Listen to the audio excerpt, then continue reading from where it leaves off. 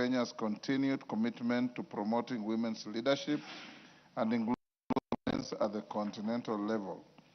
It also provides an opportunity to strengthen the caucus role in advancing policies that enhance women's participation in decision-making, promote economic empowerment, and foster equal representation in governance and development across Africa. Honourable members, on my own behalf and that of the House, I extend our warmest congratulations to the Honourable Rahab Mukami on her well-deserved election.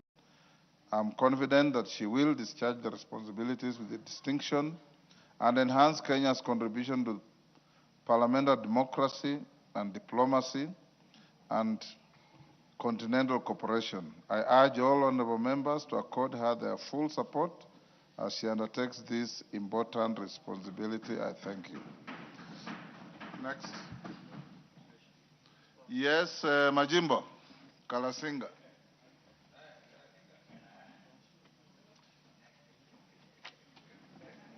Thank you very much, Mr. Honorable Speaker. Honorable Speaker, Honorable Rahab Mukami, whom I serve with in Pan-African Parliament, Midrand, is a very diligent lady carrying a Kenyan image over the globe, Mr. Speaker. Mr. Speaker, the position she earned, she deserves it. She's one very eloquent debater in the House, and that seat, Mr. Speaker, is a very prestigious position, holding all parliamentarians in Africa together. Mr. Speaker, that position is well earned, and she deserves that position because of her consistency in eloquence and debate on the floor of the House in Midrand, South Africa. Mr. Speaker, as well as we speak, Mr. Speaker, South Africa has issues that we face as a continent. Mr. Speaker, very important is that there are serious issues that South Africa must address for purposes of AU to do well, Mr. Speaker. That should be addressed as nations. And Mr. Speaker, thank you for giving me. And this Majimbo Kalasinga, the Speaker holds a position in the Transport Committee as a rapporteur, the Speaker, on behalf of Africa as a whole and Kenya. Those two positions are given to Kenya, and we have it in our National Assembly, Mr. Speaker. Thank you, and may God bless that lady to work well, Honorable Rahab Mukami, Member of Parliament for Nyeri. Thank you. Honorable members, allow me to acknowledge in the Speaker's Gallery, Lenana School from Dagoret South, Nairobi,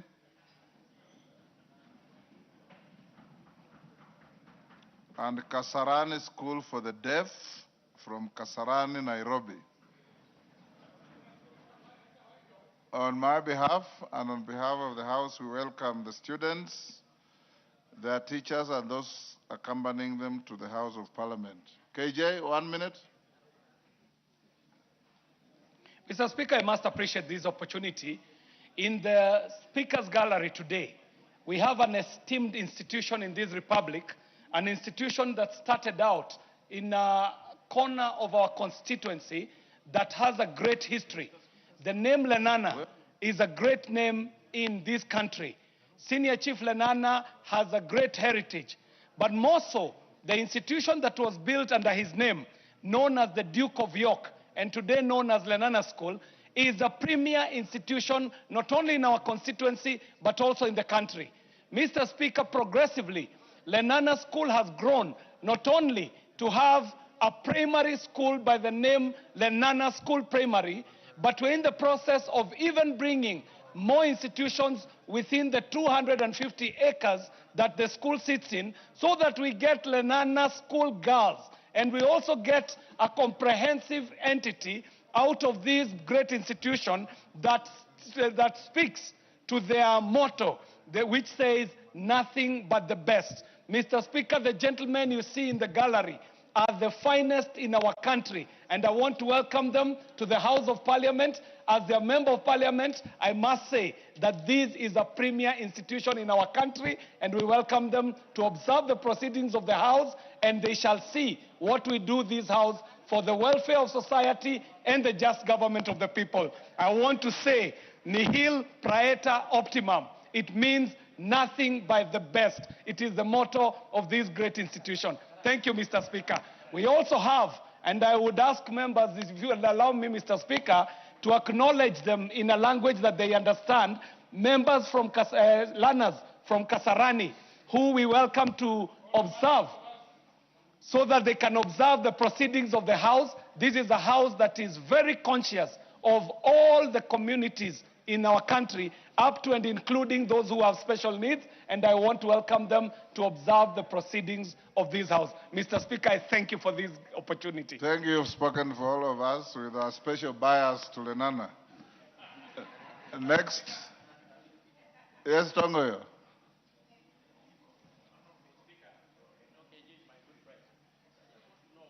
Whether we have changed our norms of welcoming and appreciating our guests to waverings. You are certainly, Chairman, not following. I think Memusi was distracting you. It is Kasarani School for the Deaf. And that was an acknowledgement in sign language.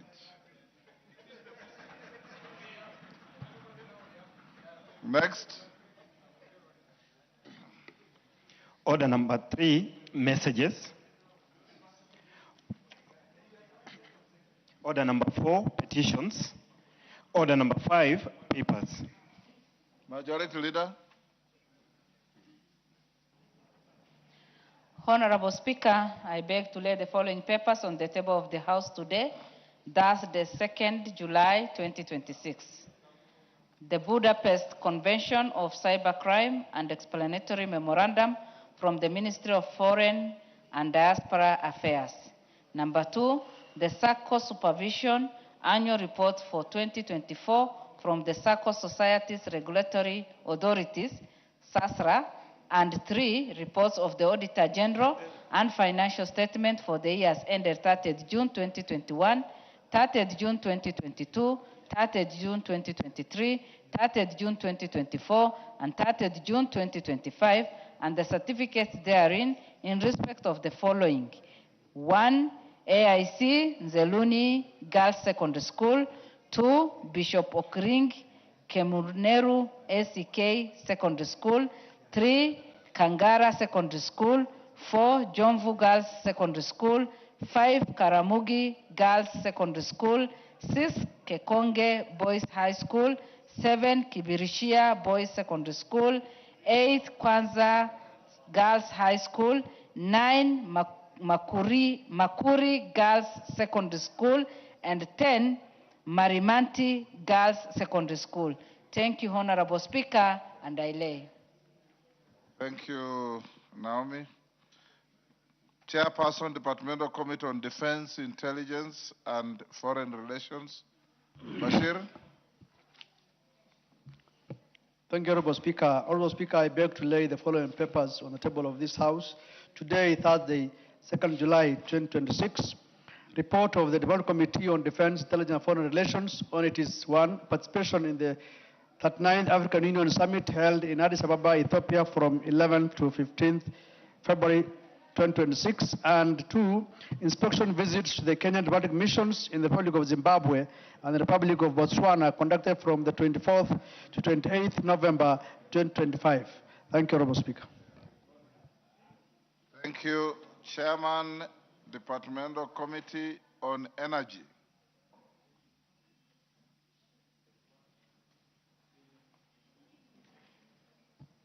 Thank you, Honorable Speaker. Honorable Speaker, I beg to lay the following papers on the table of the House today, Thursday, 2nd July 2026. The report of the Departmental Committee on Energy on its consideration of 1, sessional paper number 4 of 2026 on the National Petroleum Policy, and 2, sessional paper number 5 of 2026 on the National Energy Policy. Thank you, Honorable Speaker. Thank you, Chairperson. Departmental Committee on Finance and National Planning. Kimani? Who is here for him? Next order. Is Kimani around? Yes. Kimani, who is keeping you busy?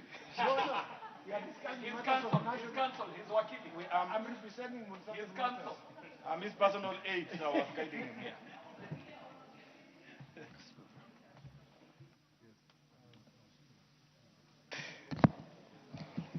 Thank you, Honorable Speaker. Honorable Speaker, I beg to lay the following paper on the table of the House today, Thursday, the 2nd of July, 2026. The report on the Departmental Committee on Finance and National Planning on the harmonization of the proposed amendments to the Sovereign Wealth Fund Bill, National Assembly Bill number 7 of 2026. Thank you, Honorable Speaker. Thank you. Next order. Order number 6, notices of motion. Chairperson, Departmental Committee on Defense, Intelligence, and Foreign Relations, Bashir. Honorable Speaker, these are notices of motion on inspection visit to Kenya Republic missions in the Republic of Zimbabwe and the Republic of Botswana from 24th to 28th November 2025. Honorable Speaker, I beg to give notice of the following motion that this House adopts the report of the Honorable Committee on Defense, Intelligence, and Foreign Relations in its inspection visit to Kenya Republic missions in the Republic of Zimbabwe and the Republic of Botswana from the 24th to 28th November 2025, laid on the table of the House on Thursday, 2nd July 2026. Thank you, Honorable Speaker. Chairperson, Departmental Committee on Energy, Aramat.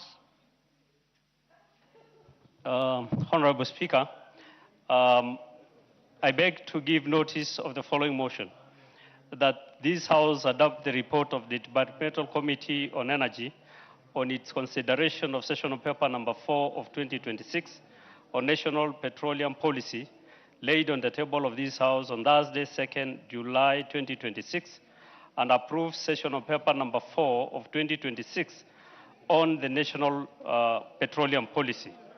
Honorable Speaker, I beg to give notice to the following motion, that the House adopt the report of the Departmental Committee on Energy on its consideration of sessional paper number 5 of 2026 on the national energy policy, laid on the table of the House on Thursday, 2nd July 2026, and approves sessional paper number 5 of 2026 on the national energy policy.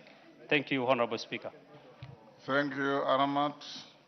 Honorable members in the public gallery, I acknowledge Kibugat Senior School from Bureti, Kericho, Kapchelunkuni School from Mogotio, Baringo, Murigi School from Chuka, Igambangombe, Tarakanithi, and Gwaka School from Bere, North Embu.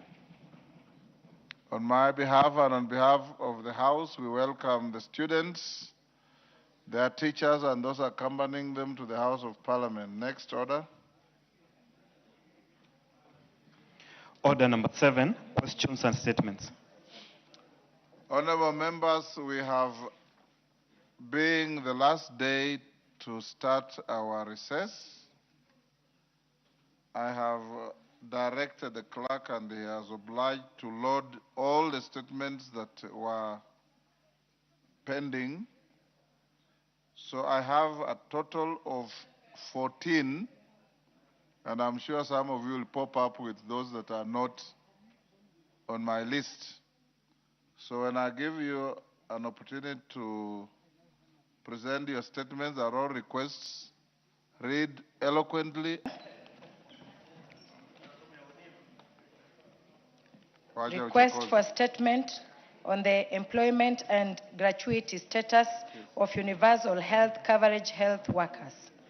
Honorable Speaker, pursuant to the provisions of Standing Order 44-2C, I rise to request for a statement from the chairperson of the Departmental Committee on Health regarding the welfare and employment and gratuity status of universal health coverage UHC health workers in the country. Honorable Speaker, approximately 7,414 frontline health workers working across the country are indispensable in supplementing the public health workforce. The UHC health workers were engaged by the national government in collaboration with country governments during the COVID-19 pandemic and have continued to render services across all the counties under the Universal Health Coverage Program. These workers work on temporary contracts, earning a flat monthly stipend of 50,000 Kenya shillings, while their counterparts engaged by the county governments performing similar duties earn over 100,000 Kenya shillings, a disparity inconsistent with best labor practices and guidelines by the Salaries and Remuneration Commission. The remuneration of UHC health workers is covered by the national government through conditional grants, which have severally been delayed, leading to repeated strikes that disrupt provision of health care services. Additionally, all contracts for the UHC workers expired on 30th June 2026, creating an urgent employment crisis that demands immediate attention. There are also concerns that the gratuity for the UHC health workers has neither been computed nor set aside in national or county pension schemes, exposing the affected health workers to uncertainty. Honorable Speaker, it is against this background that I request for a statement from the chairperson of the Departmental Committee on Health on the following. 1. Measures put in place by the Ministry of Health in collaboration with the Council of Governors to ensure that 7,414 UHC health workers are absorbed into permanent and pensionable employment terms effective 1st July 2026. 2. Confirmation that the national government has embedded 8.9 billion conditional grants necessary to finance the payroll for UHC workers upon transitioning to counties in FY 2026/2027. 3. The policy guidelines by the Ministry of Health on standardization of the wages between UHC contract health workers and the permanently employed county health workers so as to address wage disparity and ensure equitable salary structures for the transitioned UHC health workers. And finally, the steps being taken to compute and ring-fence into approved pension schemes the 30% service gratuity due to the UHC health workers for the period of service from 2020 during COVID-19 pandemic until the expiry of their contracts on 30th June 2026. I thank you, Honorable Speaker. Cynthia Muge. Thank you, Honorable Speaker. Pursuant to the provisions of Standing Order 44-2C, I rise to request for a statement from the chairperson of the Departmental Committee on Transport and Infrastructure regarding the deplorable condition of Rivertex Kipkaren River Road, particularly the section that is traversing Mosop constituency. Honorable Speaker, the Rivertex Kipkaren River Road is a critical transport corridor serving thousands of residents, farmers, traders, students, and other road users, and it's connecting Nandi, Uasin Gishu, Kakamega, and Trans Nzoia counties, and even beyond. Like other roads, it is expected that the road is subject to routine maintenance works necessary to ensure that the surface remains motorable. That includes clearing side bushes, the drainage maintenance, and other works necessary for its safe and efficient use. However, Honorable Speaker, despite the existence of a routine maintenance contract, the said road has been left in a state of neglect with the encroachment of overgrown bushes onto the road reserve that have significantly reduced visibility for motorists, cyclists, and even pedestrians, Honorable Speaker. The poorly maintained drainage systems that have also resulted in the deterioration of the road, and it has caused a lot of accidents. The poor state of the road has occasioned numerous traffic accidents, Honorable Speaker. It has delayed transportation and has exposed road users to unnecessary danger and rolls. Honorable Speaker, it is against this background that I request for a statement from the chairperson of the Departmental Committee on Transport and Infrastructure on the following issues. One, an explanation on why the Rivertex-Kipkaren Road, particularly the section traversing Mosop constituency, has not been routinely maintained despite the existence of the valid maintenance contract. Number two, Honorable Speaker, the details of the routine maintenance works contract for the road, specifying the identity of the currently assigned contractor, the contract sum and duration and the specific maintenance activities the contractor is obligated to undertake vis-a-vis the activities, if there are any, Honorable Speaker. The oversight mechanisms by the ministry to monitor the contractor's performance and the reasons for the failure to address apparent negligence of bush clearance and drainage maintenance. Four, Honorable Speaker, the immediate measures that the ministry plans to undertake to clear the overgrown bushes, restore the drainage system, and enhance road safety to prevent further accidents along the road. And lastly, the long-term measures that the ministry intends to implement so that we can guarantee proper supervision of the routine maintenance contract and also ensure that the road is maintained to the required standards. I thank you, Honorable Speaker. Member for Kapchai.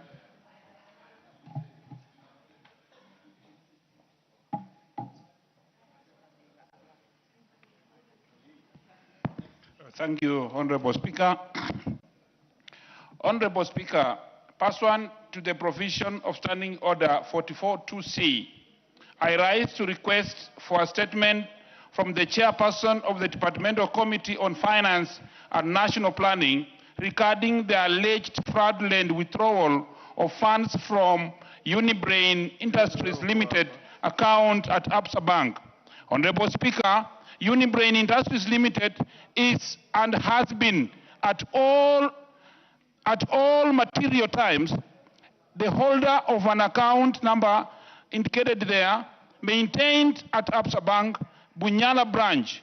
The account was used for the company's business operations with its director, Mr. Oscar Makoha, as the registered subscriber of the mobile number indicated there, Mr. Speaker, linked to the account for mobile banking notifications, transactions, alerts, and a one-time password OTP, Mr. Speaker.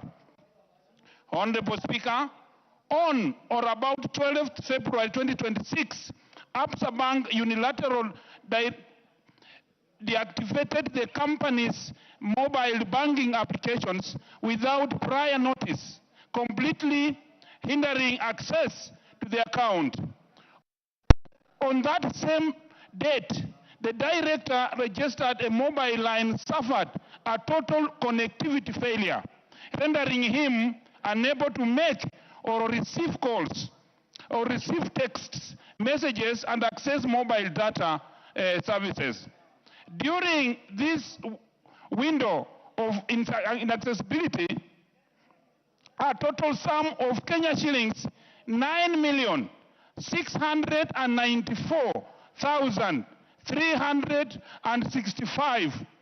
Mr. Speaker, is alleged to have been fraudulently withdrawn from the company's account number indicated there without the company's knowledge or the authorization, despite lodging formal complaints with the bank, reporting the matter to Kitengela police station under obis given there, and making numerous follow-ups. The company has, to date, Mr. Speaker, received no satisfactory explanations regarding the circumstances of the unauthorized withdrawal, not any adequate update and investigation, Mr. Speaker, or recovery of the funds. Honorable Speaker, it is against this background that I request for a statement from the chairperson of the Departmental Committee on Finance and National Planning on the following. One, the status of investigations into the fraudulent withdrawals of 9,695,365 shillings and 4 cents from Unibrain Industries Limited Absa Bank account, and the actions and internal investigations taken by the bank on the incident, Mr. Speaker. Two, the steps taken by the bank and relevant investigations authorities to trace transactions relating to the fraudulent withdrawal. the details of beneficiary accounts, authorizations from the transfers, and the measures in place to ensure recovery or compensation for the loss suffered, including timelines for the actions. 3, Mr. Speaker, the measures by the Central Bank of Kenya to oblige the banks to adhere to the statutory and fiduciary duty of the care in safeguarding customers and fines customers' funds, preventing unauthorized transactions, and protecting the account holders from fraud facilitated through a unilateral disruptions of mobile banking service. And finally, Mr. Speaker, the broader regulatory framework governing bank customers recourse of increase of unauthorized accounts access, and whether existing consumer protections mechanisms are adequate to adhere to the scale and manner of loss suffered in this case. I humbly thank you, Mr. Speaker. Thank you very much. Yes, actually, honorable members, the statements requested by Omanyo, Scindia, and Kalasinga, the chairman responsible bring responses the first week after recess. George Murugara. Thank you very much, Honorable Speaker. Honorable Speaker, this is a request for a statement regarding the circumstances that led to the arrest and subsequent release of a suspect by the Directorate of Criminal Investigations. Honorable Speaker, pursuant to the provisions of Standing Order number 44-2C, I rise to request for a statement from the chairperson of the Departmental Committee on Administration and Internal Security regarding the circumstances that led to the arrest and subsequent release of a specified suspect by the Directorate of Criminal Investigations. Honorable Speaker, on the 7th of January 2025, Mr. Eric Matakwa Okeno of ID number 30 lodged a complaint with the Directorate of Criminal Investigations, the DCI, in Nairobi concerning an alleged land fraud to property number CR 51563, situated in Kekambala area, Kilifi County. The property, which forms part of the estate of the late Ms. Rosemary Akinyi Okeno, was allegedly fraudulently transferred to Mr. James Ovid Sugars Yap. Following the complaint, the DCI undertook investigations and forwarded the file to the Office of the Director of Public Prosecutions for review, advice, and further action. Upon consideration of the file, the Office of the Director of Public Prosecutions recommended that the suspect, Mr. Farouk Omar Mzee, be arrested and charged. On the 2nd April 2026, Mr. Farouk Omar Mzee was arrested but was reportedly released on the same day without being charged before a court of law. The circumstances surrounding this release remain unclear. This has raised concern amongst the family of the late Ms. Rosemary Akinyi Okeno, who fear that the delay or failure to prosecute the matter may frustrate the course of justice and deny the estate legal redress. Honorable Speaker, it is against this background that I request for a statement from the chairperson of the Departmental Committee on Administration and Internal Security on the following. Number one, the circumstances under which the suspect was released by the Directorate of Criminal Investigations on 2nd April 2026. Number two, the status of investigations into the alleged fraudulent transfer of property known as CR 51563, situated in Kekambala, Kilifi County. Number 3, the failure of the DCI to consult with the Office of the Director of Public Prosecutions and the complainant on the matter before the release. Number 4, the status of the matter and the failure to arrest and charge the suspect in court. And number 5, the timeline that the DCI is expected to execute the arrest and produce the suspect to the ODPP for arraignment in the court. Thank you very much, Honorable Speaker. When do you bring a response? We already overloaded you for the first week, second week after recess. Most obliged. Linet Chepkoril Toto.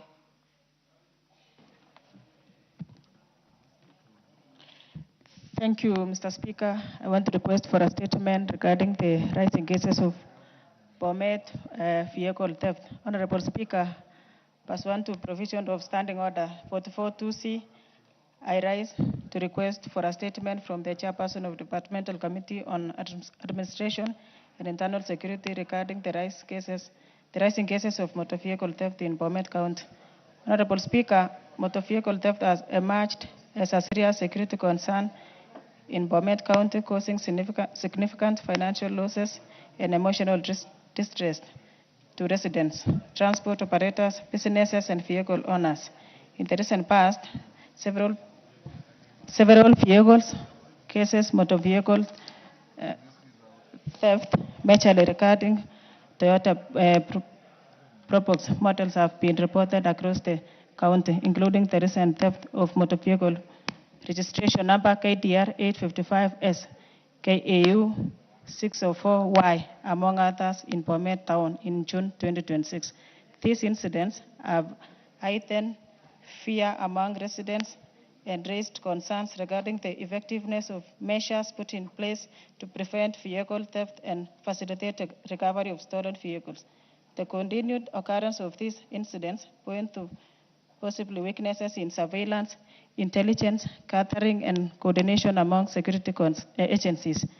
There are also concerns that organized criminal syndicates may be operating within the region and neighboring counties, thereby complicating tracing and recovery efforts by law enforcement agencies. Honorable Speaker, it is against this background that I request for Chairperson of Departmental Committee on Administration and Internal Security to apprise his House on the following issues.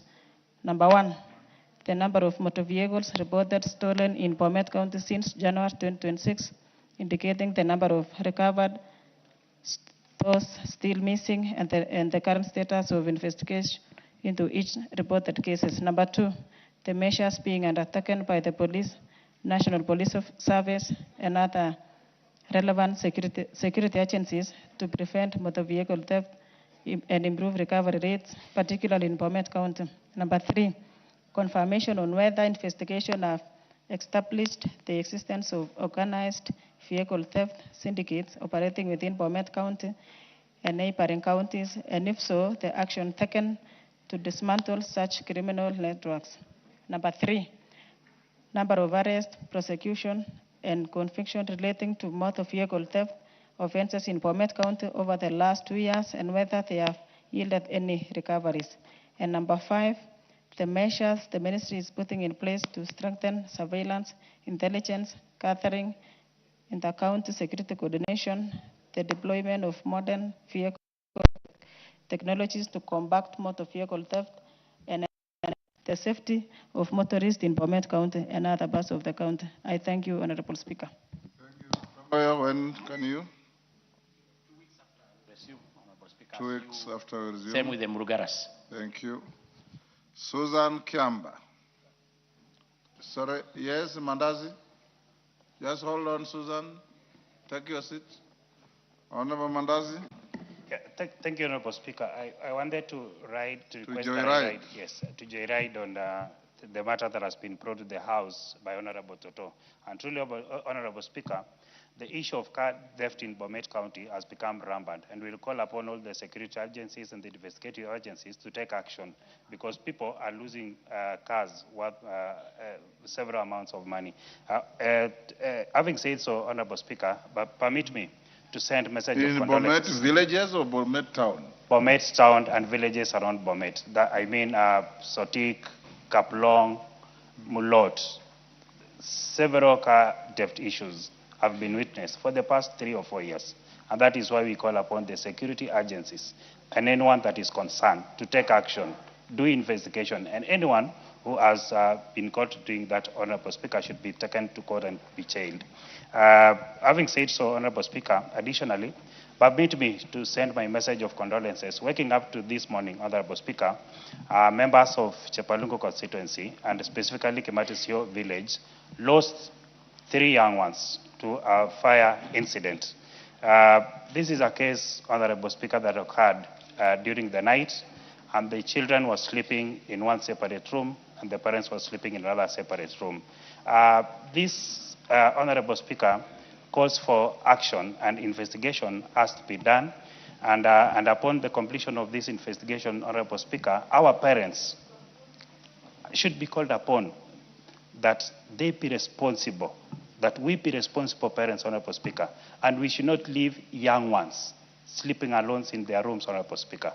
And even while we take our children to church, while we take our children to swimming pool, this is a call that each and every parent should be able to take parenthood as a very serious matter, Honorable Speaker.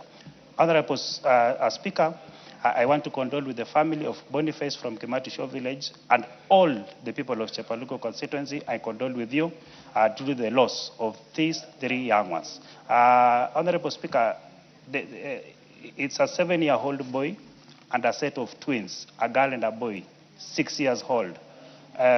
All the 3 were schooling in St. Mary's, day and boarding. I also send message of condolences to the school of St. Mary's, day and boarding, that is in Bomet County, Chepalungu constituency. Permit me, Honorable Speaker, to condole with the family. Thank you. Thank you. Susan Kiamba, proceed. Thank you, Honorable Speaker. I wish to request for a statement regarding the dismissal of pregnant police recruits from Kiganjo Police Station, College. Honorable Speaker, pursuant to the provision of Standing Order 442C, I raise to request for a statement from the Chairperson of Departmental Committee on Administration and Internal Security regarding the dismissal of 18 female police recruits from Kiganjo Police Training College on account of pregnancy. Honorable Speaker, in May 2026, the National Police Service confirmed that 18 recruits had been discontinued from the basic recruit training course for being pregnant. While the police service indicated that the recruits were discontinued on account of pregnancy, the circumstances under which the pregnancies occurred, including whether the recruits became pregnant before reporting for training or during training period, remains unclear. Equally unclear is the legal, regulatory, or policy framework upon which the decision to discontinue the affected recruits was based. Honorable Speaker, Article 27 of the Constitution entitles women and men to equal treatment, including to equal opportunities. The dismissal of female recruits solemnly on the basis of pregnancy has therefore raised legitimate public concern regarding compliance with the Constitution, existing labor laws, and the principles of fair administrative action. Honorable Speaker, it is against this background that I request for a statement from the Chairperson of the Departmental Committee on Administration and Internal Security to appraise this House on the following. 1.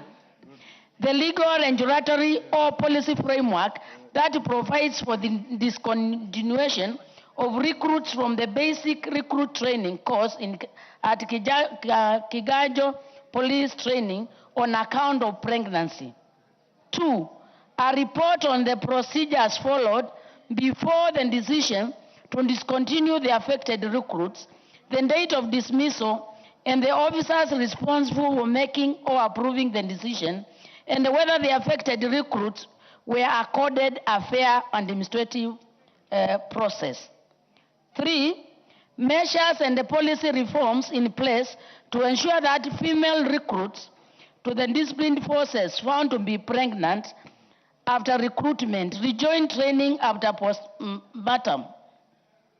And 4, measures being undertaken to ensure that recruitment, training, and disciplinary processes by the National Police Force comply with the constitutional principles of equality, non-discrimination, and a fair administrative action, particularly in regard to pregnancy.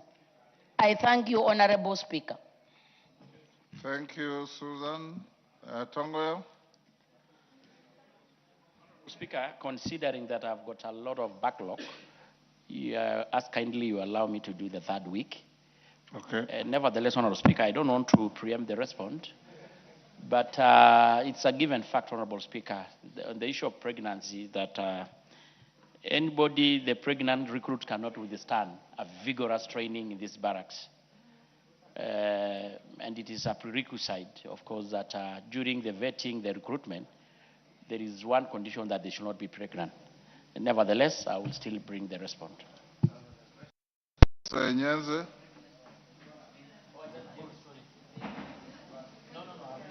Thank you, Mr. Speaker. I want to enjoy ride on this.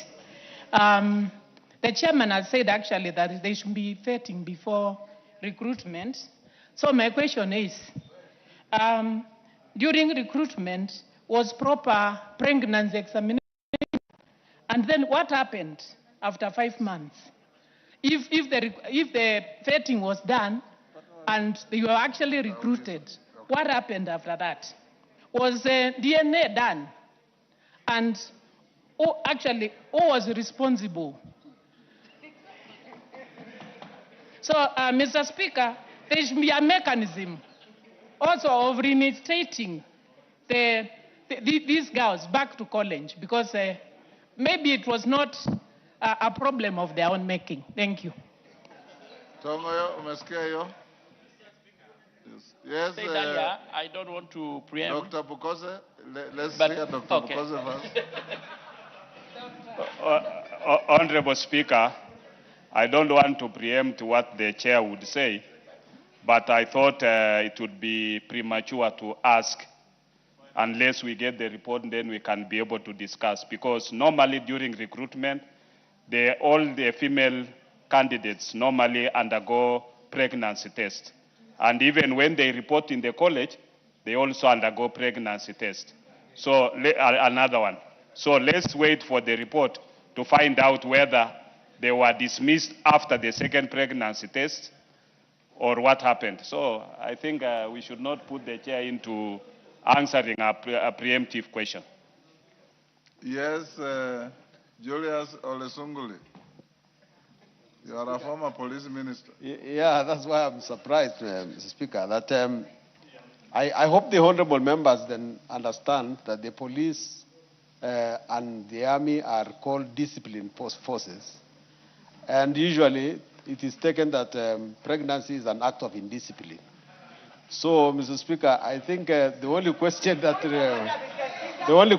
that remains is to answer. Yes, Rweda. I was on a point of. Hold on, Julius. I might finish and then she can speak, Mr. Speaker, if you don't mind. Okay, you finish. Then Niko kwa hoja ya nidhamu. Niko kwa hoja ya nidhamu. Let me finish and then she can. Mama Rweda, ngoja amalize ndio umshambulie. The issue, Mr. Speaker. Julius, take your seat. No. Julius, take your seat. Yes, Mama Rweda. Je, mbunge mwenzangu anasema Your mic is not working. kupata. Je, ni haki mbunge mwenzangu kusema kupata mimba ni ukosefu wa adabu? Yeye angezaliwa kama siyo mimba? Naomba sahihi atoe hiyo kabisa. Kuzaliwa, kuzaa nje ya ndoa labda, lakini watu wengi wanazaa ndani ya ndoa, na kuzaa ni haki. Na kwa mwanamke azai peke yake ni watu wawili, mbona wale wengine hawachishwi kazi au hawakosi kazi? Na si ugonjwa. Yes, Elijah. Thank you, Mr. Speaker. Mr. Speaker, I think the most important thing here that is really out of order is that when indeed there are discipline forces. So does it mean when now ladies and gentlemen have joined the forces, if indeed they have pregnant themselves inside there, both the man and the woman, either go home or they are told to get married and continue with their work, Mr. Speaker. But you cannot say a woman will be chased out, and at that time I know she will not even be able to identify. Maybe it's even the boss himself. So what happens, Mr. Speaker, to that case? Julius, finish up. It's unfair, so that my message is not truncated. I say that it is part of the rules that is the case. But the question asked by Honorable Nyenze will answer this question, because some of these pregnancies do not happen between the recruits themselves. They happen between the recruits and instructors or some visitors who go there. But once you choose to be pregnant, you can also be recruited as a teacher. Julius. Yes, Elijah. You know, the challenge I'm facing with my senior is that maybe it's because of his culture, of his community. You cannot say a woman chose to be pregnant, Mr. Speaker. No woman chooses. It is a matter of you, a man and a woman, who have decided in God's eyes you want to have a child. So how do I choose? How? What happens if a woman chooses and finds a man to make her pregnant? Mr. Speaker, that man who decides to give his eggs must be responsible, because there's no egg that God gives you to just come and give a child wingle in challenges of this life, Mr. Speaker. No, that is wrong. Yes, Pasares, what is it? Thank you, Mr. Speaker. Mr. Speaker, I think we need to address something, that when they go for training, if it's not allowed for you to be pregnant, and you know that women will engage in sex and they will get pregnant, why not put them on a family planning option throughout the training? Why not invest in commodities, give them family planning so they can have their sex, but they will not get pregnant? Family planning works 99% of the time. But if it doesn't work, then she cannot continue the pregnancy because the child might be harmed, but she should be allowed to come back after she's delivered to continue with the training. Let us just be civilized. At the end of the day, and the member who was saying women get pregnant on their own, I want him to know that his entire constituency, probably 70% of the women who are going to vote for you are single mothers. Yes. So they're your voters, and you need to retract.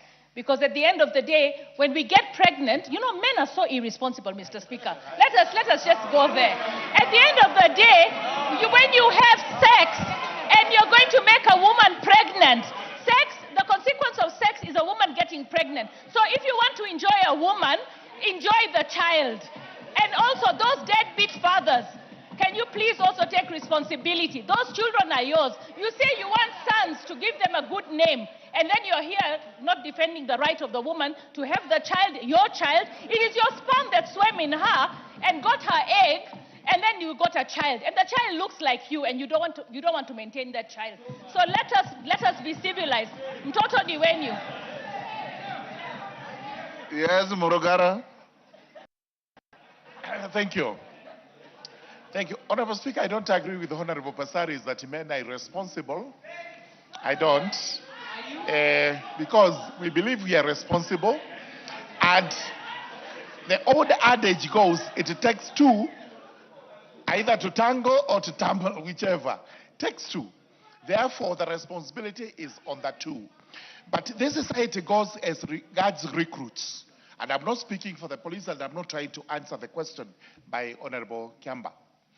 The truth is, on the day of recruitment, they are made to state on the forms whether they are, that's the ladies, they are expectant or not.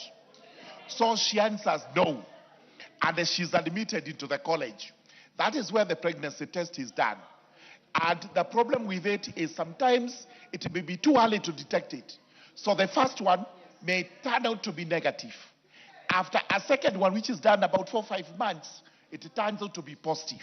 And this is, and this is the reason. Honorable Morogara, when I last checked, you are not a gyna. I am not. I'm speaking absolutely from what I know. I have brothers and sisters who are in the police force, so I follow very closely. 2 brothers and a sister, so they're 3. So this is how it goes. Once it is detected, then that's when they say, now you have to leave the college. But again, what happens at Kiganjo is so strict unless it has changed, that number 1, the male and the females hardly ever meet. Number 2, the seniors are highly prohibited from meeting the female recruits. But if that happens, it is the discipline. And if any of them, whether a man or a woman, is detected to have breached those rules, they are liable to the same consequences. It is not just the lady, but also the man who is responsible. Thank you. Yes. Honorable Speaker, I know members have ventilated on this, and of course we are going to come with a response. But I think members have really tried to respond or to give the answers, especially even our new gyna here. But it's true, normally, Honorable Speaker, in the early stages, we may be able to get what we call a false negative. So I will call the members to maybe to stop at this. I mean, maybe your guidance. We'll come with a response. But again, we Honorable Speaker, some rumors from newspapers. They could as well be rumors, Honorable Speaker.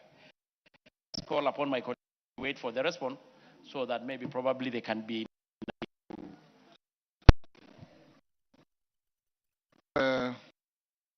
Go to Stephen Mogaka. Wakili.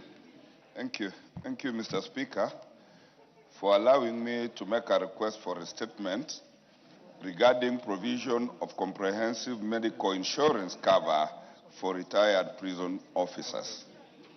Honorable Speaker, pursuant to the provisions of Standing Order number 44-2C, I rise to request for a statement from the chairperson of the Departmental Committee on Administration and Internal Security regarding the provision of comprehensive medical insurance cover for retired prison officers.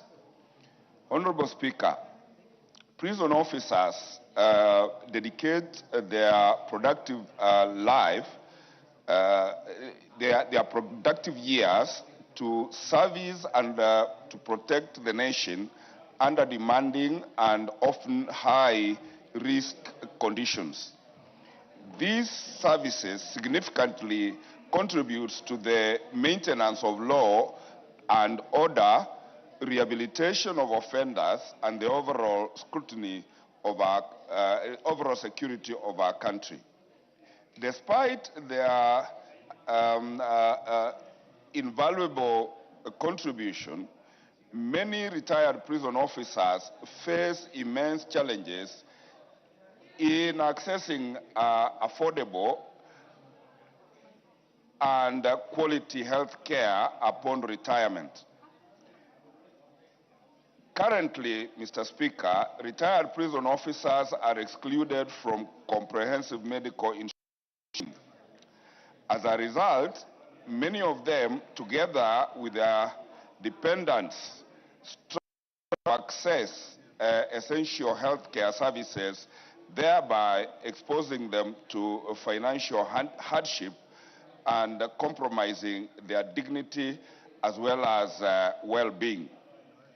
This situation, Mr. Speaker, is concerning given the nature of prison service, which exposes officers to occupational risks, stressful working conditions, and long-term health complications. The absence of adequate post-retirement medical cover undermines the welfare of retired officers who have served this country very diligently. Honorable Speaker, it is against this background that I request for a statement from the chairperson of the Departmental Committee on Administration and Internal Security on the following. Number one, a confirmation of the existence of a medical insurance cover for retired prison officers and their dependents, and if so, the reasons for the failure to facilitate their access to such facilities. Number two, the measures being taken by the government to establish a comprehensive medical insurance scheme for retired prison officers and their families and dependents, the dependents of these disciplined service officers. And finally, Mr. Speaker, the timelines the timelines within which the government intends to address the healthcare needs and welfare of retired prison officers and their dependents. Mr. Speaker, I asked for this statement when I am burying my own auntie this weekend, who is a retired prison officer and who has been struggling in hospital. And it is therefore imperative that the relevant departmental committee, which may also include Justice and Legal Affairs, the correctional services fall in, Mr. Speaker, they come with a response to at least address these senior citizens. I thank you, Mr. Speaker. Thank you. Prisons fall under Murugara, or? So we misdirected it. Yes, Murugara? Thank you very much, Honorable Speaker. Speaker, give us the first week when we resume, because, they may not have much to respond to, but we confirm that medical scheme, as they serve, are in place, two of them, but we also have to consider what he has asked about, which is post. Thank you very much. Yes, Tongoyo? I know it's a very good question, Honorable Speaker, because of course it is from this parliament that the prisons were taken to JLAC. But if I'm not wrong, Honorable Speaker, the insurance is still together with NPS. Mm-hmm. Yes. The only function or that is remain with NPS is the insurance. It's not really transferred to JLAC. So the two committees look at the issue and bring a joint statement. Honorable members in the Speaker's Gallery, I acknowledge Kikima Senior School from Booni Makueni,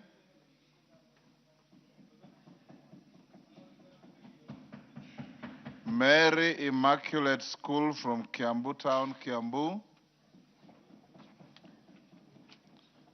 and in the public gallery, we have Twale Junior School from Tigania West, Meru, and St. Peter's Mumias School from Mumias West, Kakamega. Yes, Rindikere? Thank you, Mr. Speaker. Tigania West is my immediate neighbor. I would like to take this opportunity to welcome all the students who are visiting Parliament today and to let you know that this is where all elected members of Parliament sit to make laws in this country. We are so excited to have you here, courtesy of our Speaker. The Speaker is like the principal that you have in school. We all obey him, and I want to take the opportunity to obey your principals, obey your parents, because they are modeling you to become good citizens of this country. You are sitting there as a potential engineer, as a potential doctor, a potential member of parliament, and a potential strong speaker. So we want to take this opportunity to tell you, please, just make the observation, and what you see here, go and practice this out there. We expect to see you in the future in this parliament. Thank you, Mr. Speaker. Mengit.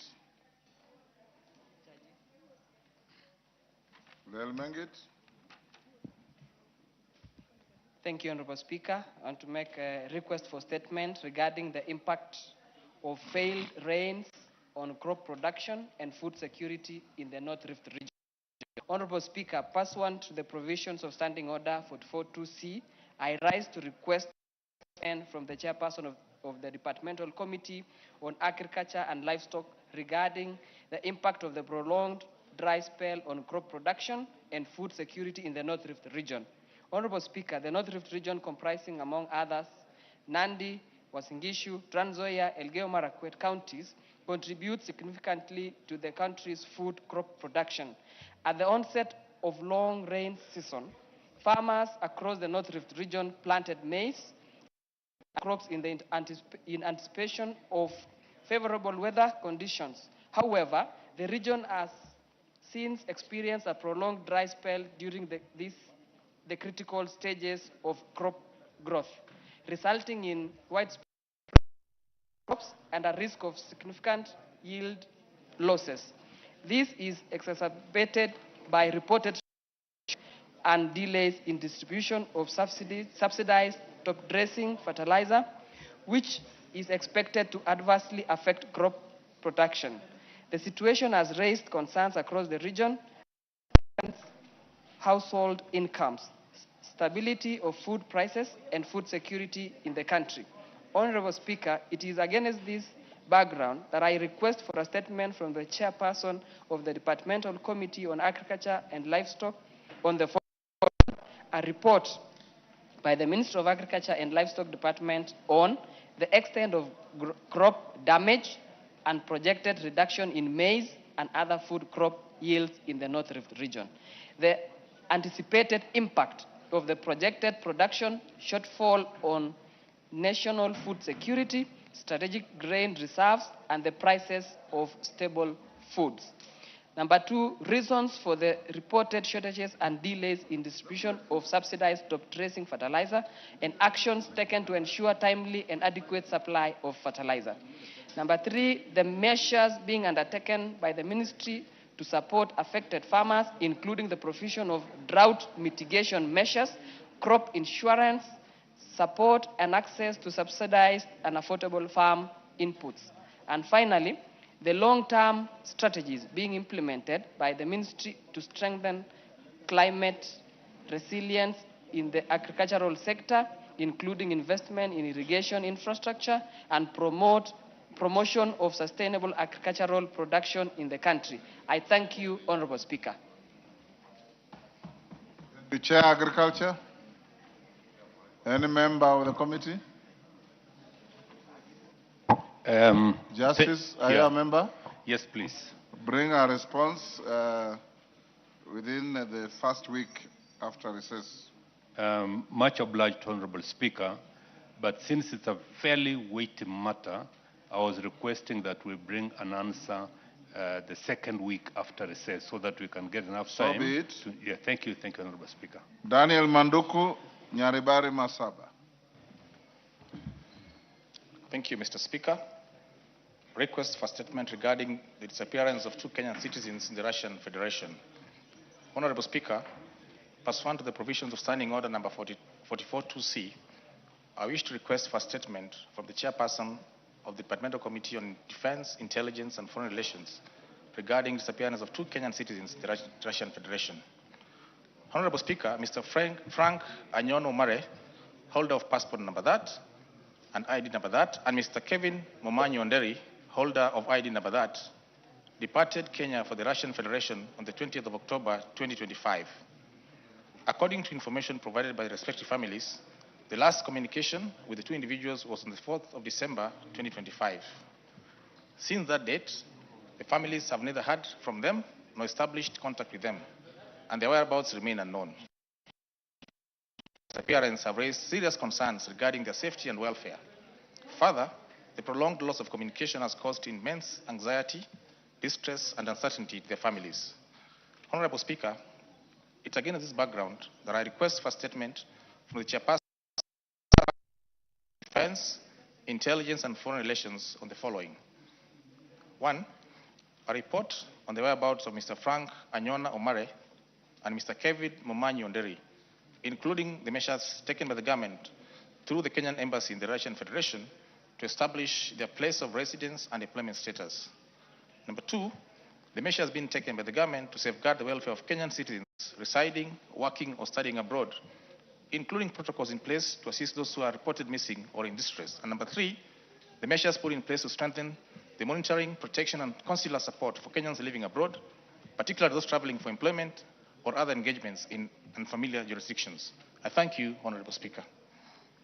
Thank you. Bashir, this is to your committee. When can you bring a response? Honorable Speaker, we'll be able to bring a response within the first 2 weeks upon reception from recess. Thank you. Tungule Kazungu. Honorable Tungule Kazungu. Question, statement dropped. Edith Nyenze, Kitui West. Thank you, Mr. Speaker. I would like to request for a statement regarding delayed repair and maintenance of electricity transformers in Kitui West constituency. Honorable Speaker, first word to the provisions of Standing Order number 44-2C, I wish to request for a statement from the Chairperson of Departmental Committee on Energy regarding delayed repair and maintenance of electricity transformers in Kitui West constituency. Honorable Speaker, residents of Kitui West constituency, particularly those in Nyuani community, Kadhuma, Zemeli, Kwamboya, Mutonga, Kabo, Kilimo, Ngune, Kataa, Ebuliamu, Komu, Kwa Nyingi, Ilakomututa, and Sangala primary school have endured prolonged power outages for several months following the breakdown of electricity transformers serving them. In addition, the prolonged delay in repair and maintenance of the faulty transformers has resulted in socioeconomic challenges. For instance, learning institutions are unable to effectively utilize digital learning facilities, thereby compromising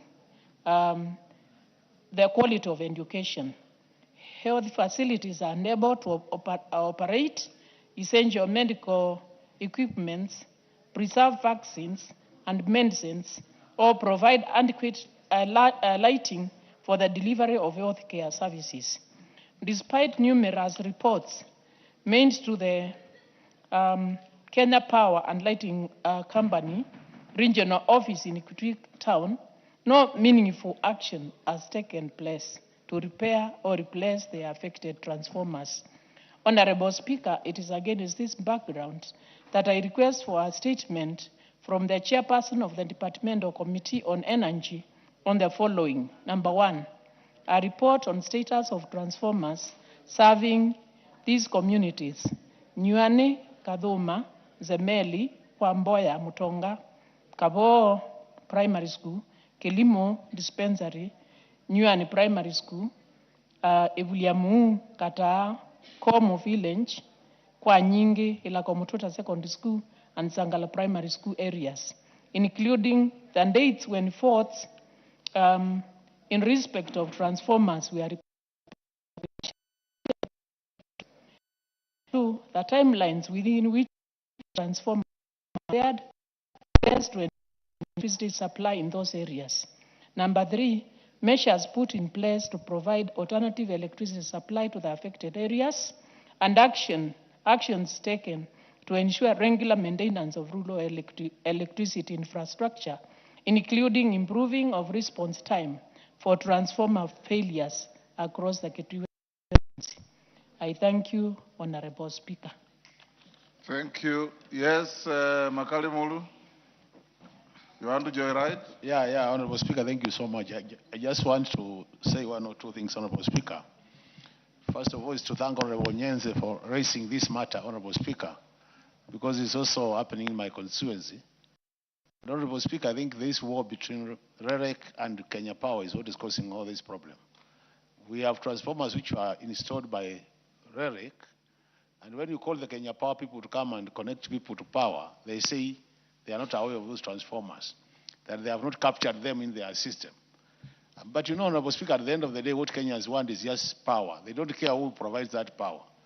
I think even as this answer has been provided, Honorable Speaker, it would be important for the committee concerned to have both Kenya Power and RELEC to confirm that they are working as a team. Thank you, Honorable Speaker.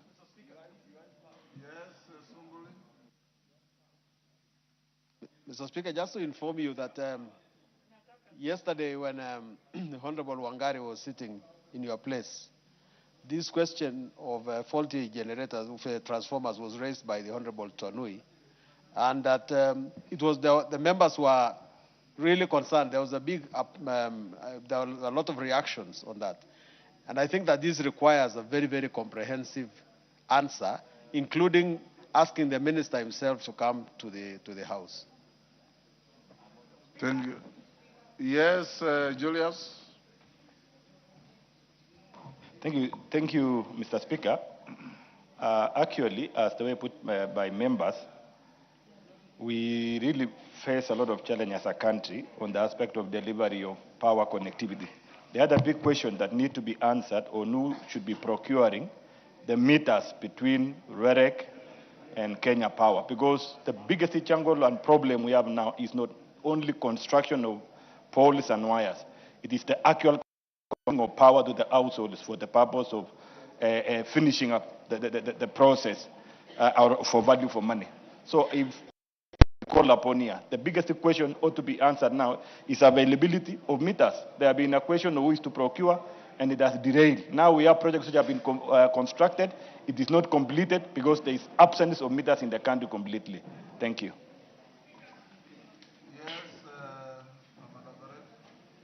Thank you, Mr. Speaker. Mr. Speaker, what we need to do is the minister the CS should be asked. REREC builds electricity in the rural area. After doing the Kenya Power has to take over and ensure there is maintenance, there is connection, and everyone has electricity. But what is happening, Mr. Speaker, today the fight between REREC and Kenya Power is beyond the consumer. And you find many a times and even when you see the quotations, if you go to Kenya Power and ask for a quotation that you need electricity, the amount you is so high that you find a client who was going to pay them even per month 3 million cannot even connect, Mr. Speaker. So we have to first deal with what is the challenge between the two institutions and what is this power fight that they have. Then now we go to how we assist Kenyans in getting light, Mr. Speaker. Thank you, Honorable Speaker. I would also want to join my colleagues. There is a big problem with REREC, and there is lack of clarity in explanation. A situation whereby, Honorable Speaker, there was 10 million, which was in the last financial year, that electricity was to be supplied in specific points in Karachuonyo constituency, and particularly the markets where I represent the women in empowerment. And remember, in the rural areas, Honorable Speaker, the women concentrate on the late hours, whereby some of the market operations, they have to sell their goods mostly from 4 going onwards. There is this problem of matching fund. I've visited the PS office, and the question is, they're not giving me adequate solution. Officers had been sent on the ground, Honorable Speaker. Designs have been done, and I'd even told them and advised, I don't even need this matching fund. I only want them to sample out what is enough or adequate for 10 million. Kibiri Ward, Kandiege Market, and other markets, the fund is there. They are still talking of, I wait for matching fund. Honorable Speaker, I don't need matching fund. I want them to utilize the 10 million. I think it is critical that REREC should not take us for a ride. I agree the departmental committee should speed up so that we are not entertained with issues of wait for matching fund. What is available should be utilized, Honorable Speaker. Kandiega is suffering, Karachuonyo is suffering, the markets are suffering. I call for speedy action. Thank you, Honorable Speaker. We'll stop there on that. Chair Energy. Chair Energy, I thought there was a vice chair somewhere. Leadership. Yes, because you are the pretender to the throne. I'm sitting in for the majority, and I'll be able to convey the message. That they bring a response third week after recess. Okay. Thank you, Honorable Speaker. All statement number 9, Honorable Kibagendi had indicated that we the order paper. He's not today. Dr. Joyce Bensouda, Homa Bay County. Thank you, Honorable Speaker, for giving me the opportunity to request for statement regarding the implementation of gender-responsive and child-sensitive budgeting in the financial year 2026-2027 budget. Honorable Speaker, pursuant to the Standing Orders 44-2C, I wish to request for the statement from the chairperson of the Departmental Committee on Finance and National Planning regarding the implementation of gender-responsive budgeting and child-sensitive budgeting in the financial year 2026-2027 budget. Honorable Speaker, the National Treasury has over the last 4 years consistently issued budget review and outlook papers and budget circulars directing ministries, departmental and agencies to mainstream gender-responsive budgeting and child-sensitive budgeting in the planning and budgeting process. These measures are intended to promote gender equality, safeguard the rights and welfare of the children, and ensure equitable allocation of public resources across all sectors. Despite these policy commitments, concerns have persisted regarding the extent to which this policy commitment, the extent to which these budgeting approaches have been integrated into the current budget, as well as the continued delay in developing and operationalizing the implementation, monitoring, and reporting guidance necessary to support their effective execution. Honorable Speaker, it is against this backdrop that I request for a statement from the chairperson of the Departmental Committee on Finance and National Planning on the following. A report on the extent of integration of gender-responsive and child-sensitive budgeting from the financial 2026-2027 budget and the midterm expenditure framework, including the performance indicators and mechanisms for monitoring and reasons for the delayed operationalization of the guidelines intended to implementation, monitoring, and reporting responsive and budget despite repeated in National Treasury the timeline for their finally indication on whether the financial year of 2026-2027 budget contains specific allocation for the implementation of the recommendation of the Technical Working Group report on gender-based violence, and if so, the detail of the allocation, the implementing agencies, and the programs to be funded, and the expected outcomes. Thank you, Honorable Speaker. Thank you, Bensouda. Finance and National Planning. Kimani, when can you bring a response? First week? So, Honorable Speaker, I'm thinking of the magnitude of the kind of report that Dr. Bensouda is asking for. We will need like 2 months to bring such a report. You're talking about analysis of the whole budget of the Republic of Kenya and to find out how that budget is responsive to needs of children and gender. That is a very, very detailed report, Honorable Speaker. So I give Maybe you 1 month. It's not 2 months. including recess, so you bring third week. Excluding 1 month, excluding recess. No, bring in the third week after recess. Thank you. Yes, David Ocheng. Mr. Speaker, I just wanted to add my voice onto that particular request. Yes. And request my friend, the chair of Finance Committee, that this isn't an academic question. It is the question. It is the question.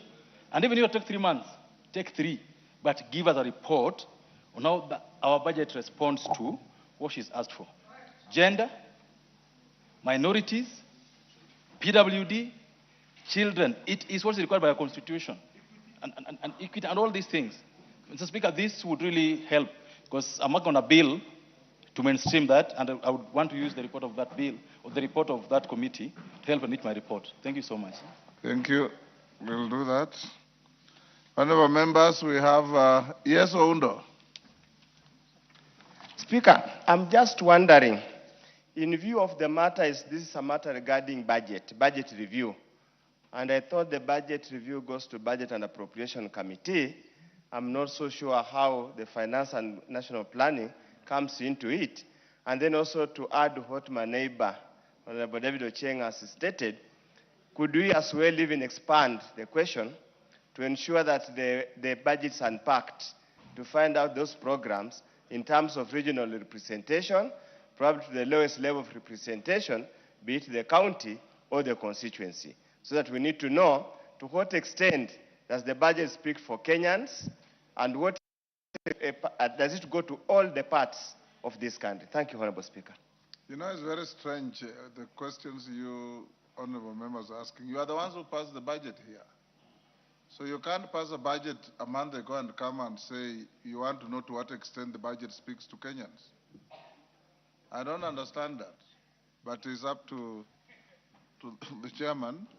Kimani, you'll liaise with your budget colleague if you need additional information and bring.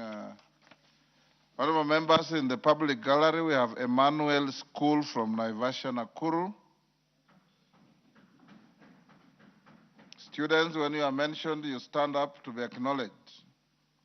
Then we have Musere Comprehensive School from Eldama Ravine, Baringo, in the public gallery. Then in Speaker's Gallery, we have Kenyatta Secondary School from Nakuru West, Nakuru. And also in the Speaker's Gallery, I wish to introduce to the House a delegation of student leaders from the United States University Africa, United States International University Africa, and members of the Young Diplomats Forum, YDF, who are seated in the Speaker's Gallery. The delegation is visiting the National Assembly as a part of a mentorship program aimed at providing practical legislative, parliamentary governance, parliamentary diplomacy, and the work of the National Assembly, while fostering a deeper appreciation of civic responsibility and public leadership. On my behalf and on behalf of the House, we welcome all our visitors this afternoon to the House of Parliament. Next, Dr. Irene Kasalu. Hold on, Irene. Yes, Musa Sirma?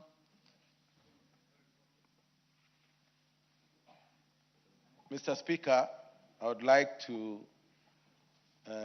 thank the House for welcoming our visitors who are in the public gallery, the students, and especially from Musirechi Comprehensive School, which are in my constituency.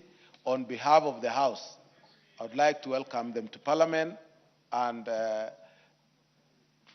think about being here in future or become whatever you want to be in your life. But all in all, we are happy that you have visited Parliament. Thank you. Irene Kasalu, Kitui County. Thank you, Mr. Speaker. I rise to request for statement regarding the escalating cases of elephants invasions in Kitui County. Honorable Speaker, pursuant to the provisions of Standing Order 44-2C, I wish to request for statement from the chairperson of the Departmental Committee on Tourism and Wildlife regarding the escalating cases of elephants invasion in parts of Kitui County.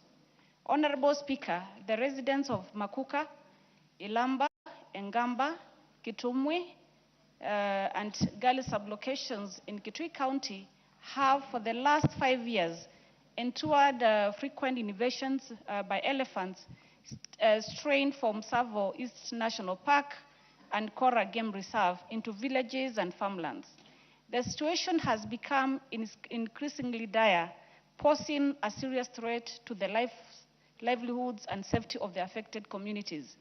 The recurring invasions have also resulted in the destruction of crops that are the main source of food and income for the local households. The elephants have also damaged homes and other properties, forcing residents to spend sleepless nights guarding their farms and living in constant fear of attacks. Honorable Speaker, the situation was tragic last month when a stray elephant killed a lady, Ms. Kavita Maivia, in Kasala area. This unfortunate incident has heightened anxiety among residents who now fear for their lives. Despite numerous reports to the relevant authorities over the years, the response has largely been reactive and inadequate, leaving affected communities vulnerable to continuous loss of life, destruction of property, poor food security, and economic hardship. Honorable Speaker, it is against this backdrop that I seek a statement from the chairperson of the Departmental Committee on Tourism and Wildlife on the following. Number one, immediate and long-term measures being taken by the Ministry and the Kenya Wildlife Services to address elephants invasion in farms and settlements. And number two, status of compensation for the family of Ms. Kavita Maivia, as well as compensation for farmers and households that have suffered loss of crops, property, and other damages resulting from elephant invasions over the past 5 years. Thank you, Honorable Speaker. Thank you, Kasalu. Chair Tourism. Chair Tourism. Bukose hold brief for majority, inform them to bring a response third week. Thank you, Honorable Speaker. On behalf of the majority, we will make sure that the Chair Tourism is well informed. Thank you. Amos Mwago, Starehe.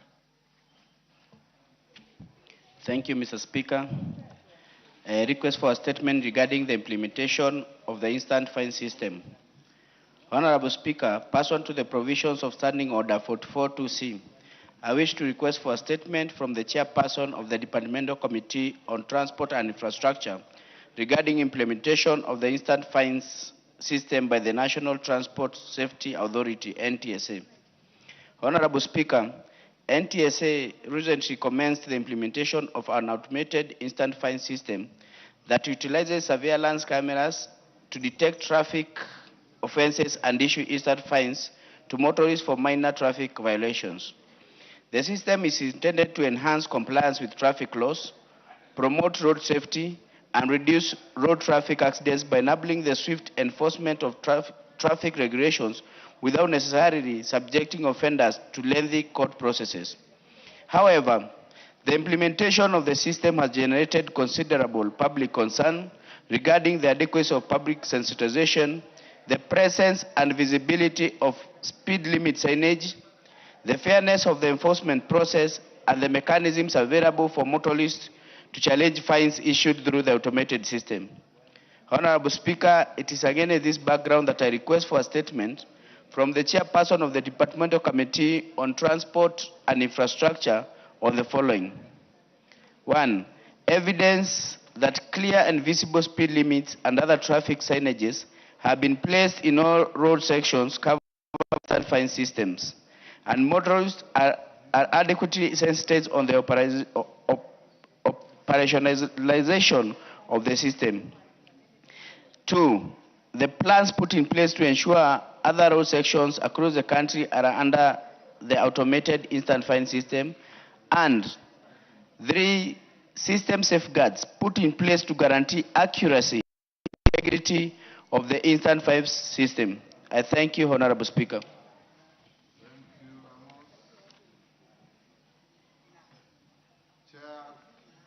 Transport and infrastructure. Yes, Nabuin, you are a member of the committee? No, I'm not. Just a rejoinder. You are joyriding? Yes. Go ahead. Mr. Speaker, before the last recess, I had given a statement to the same committee over 2 roads that have not been done in my constituency. The response was supposed to come 2 weeks after the recess, but to date we are headed to another recess, and I haven't received any response. Thank you, Mr. Speaker. You can see even the chair is not here. So majority leader has just walked in.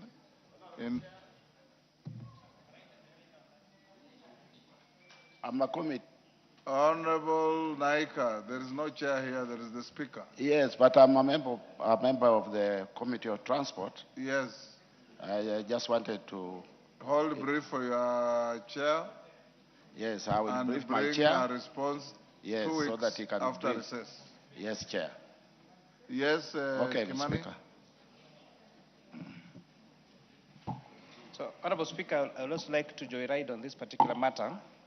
Honorable Speaker, this issue of fines, instant fines on these motor vehicles, I think it also needs to be rethought on who the fine is to.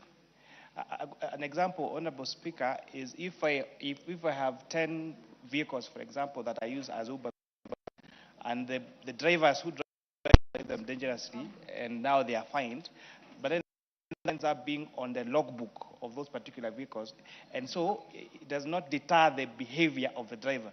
So perhaps the thinking should be the fines on the driving license of that driver rather than on the logbook.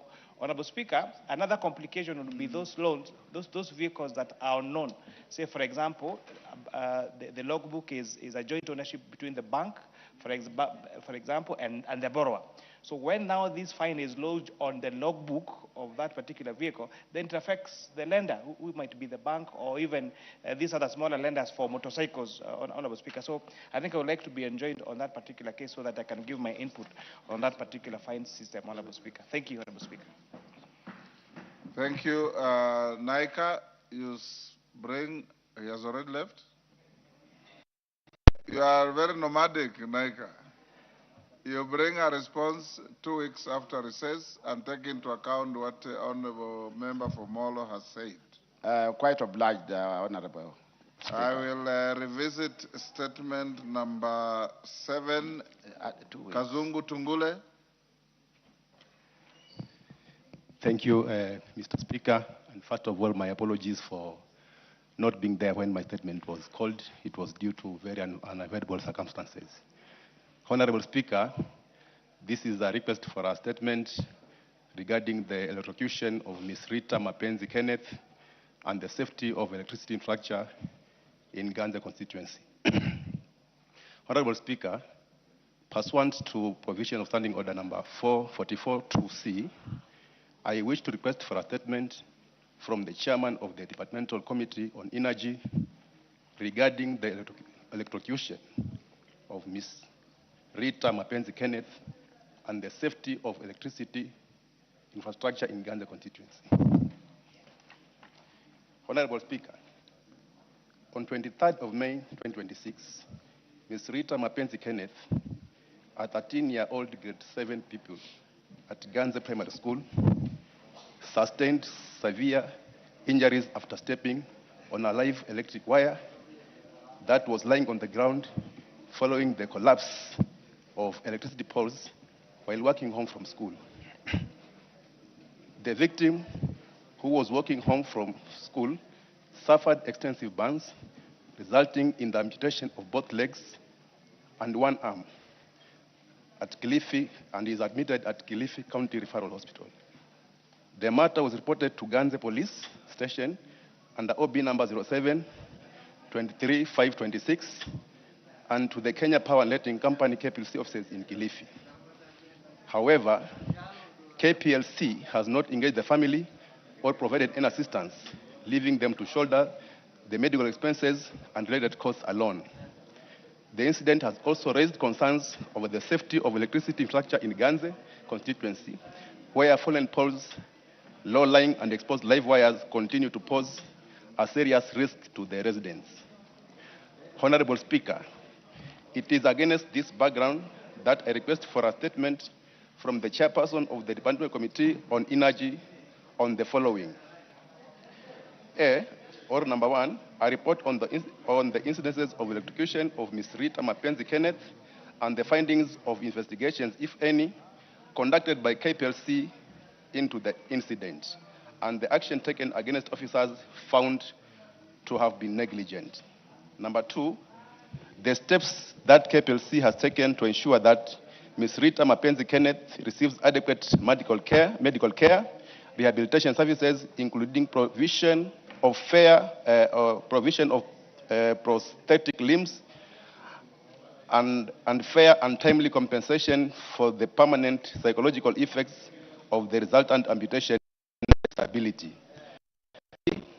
Immediate interventions that KPLC has undertaken to inspect, repair, and secure damaged electricity infrastructure, particularly fallen electricity poles and exposed live wires in Ganze constituency. And lastly, the long-term measures put in place by KPLC to strengthen the maintenance, inspection, and monitoring of electricity infrastructure across the country in order to prevent recurrence of similar incidents.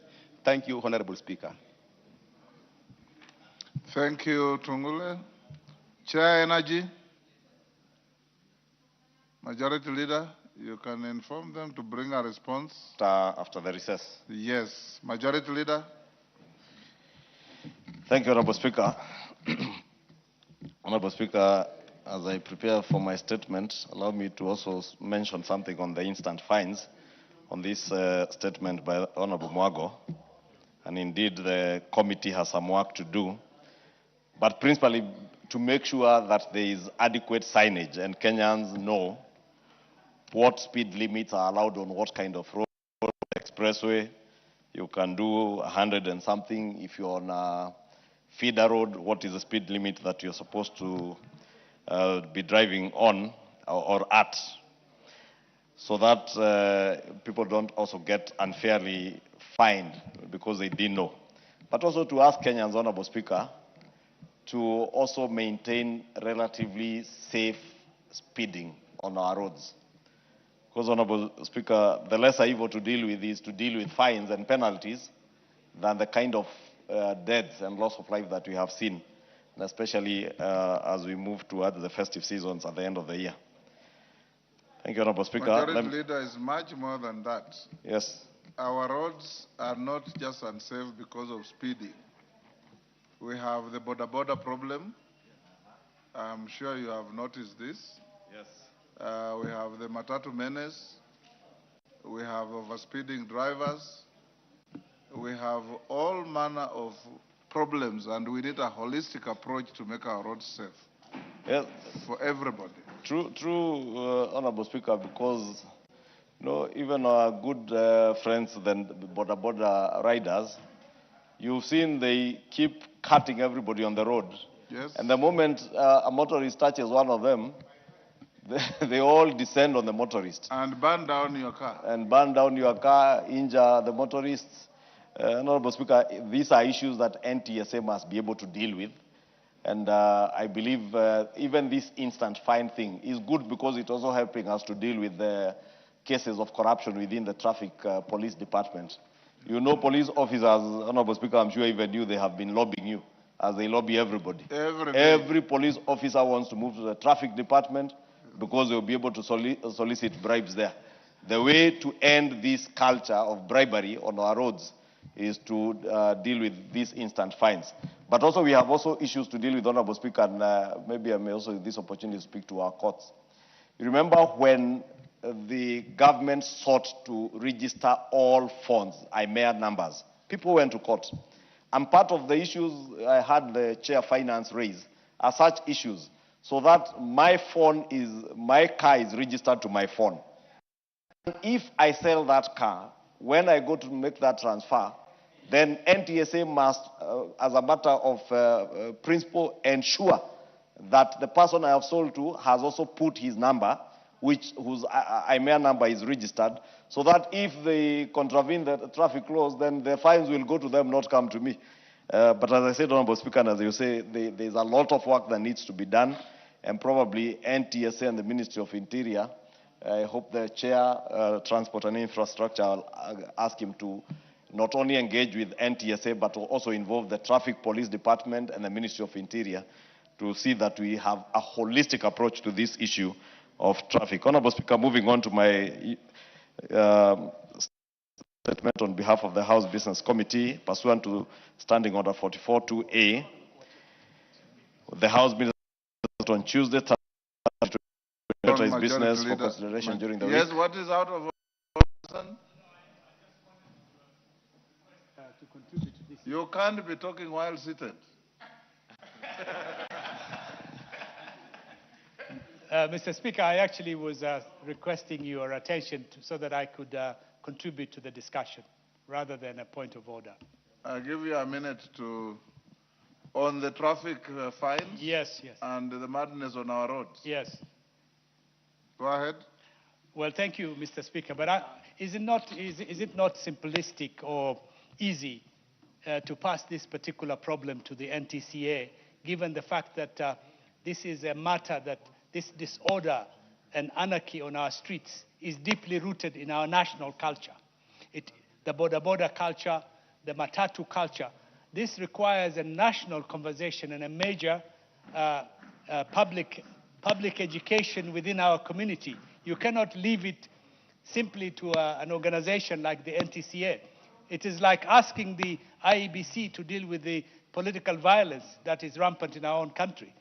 So I think this matter, having lived in many cities in the world, this city needs a major effort, a major remedy, which I think is beyond the NTCA, and we need all to get involved so that we can be part of that conversation and create the conditions to change the mindset of Kenyans so that we have a country where people abide by rules and where institutions like the police also enforce the rules. But at the moment, even though there are laws against some of those violations, it appears that the problem is so widespread and so enormous that even our police forces cannot deal with it without changing our mindset and our national culture.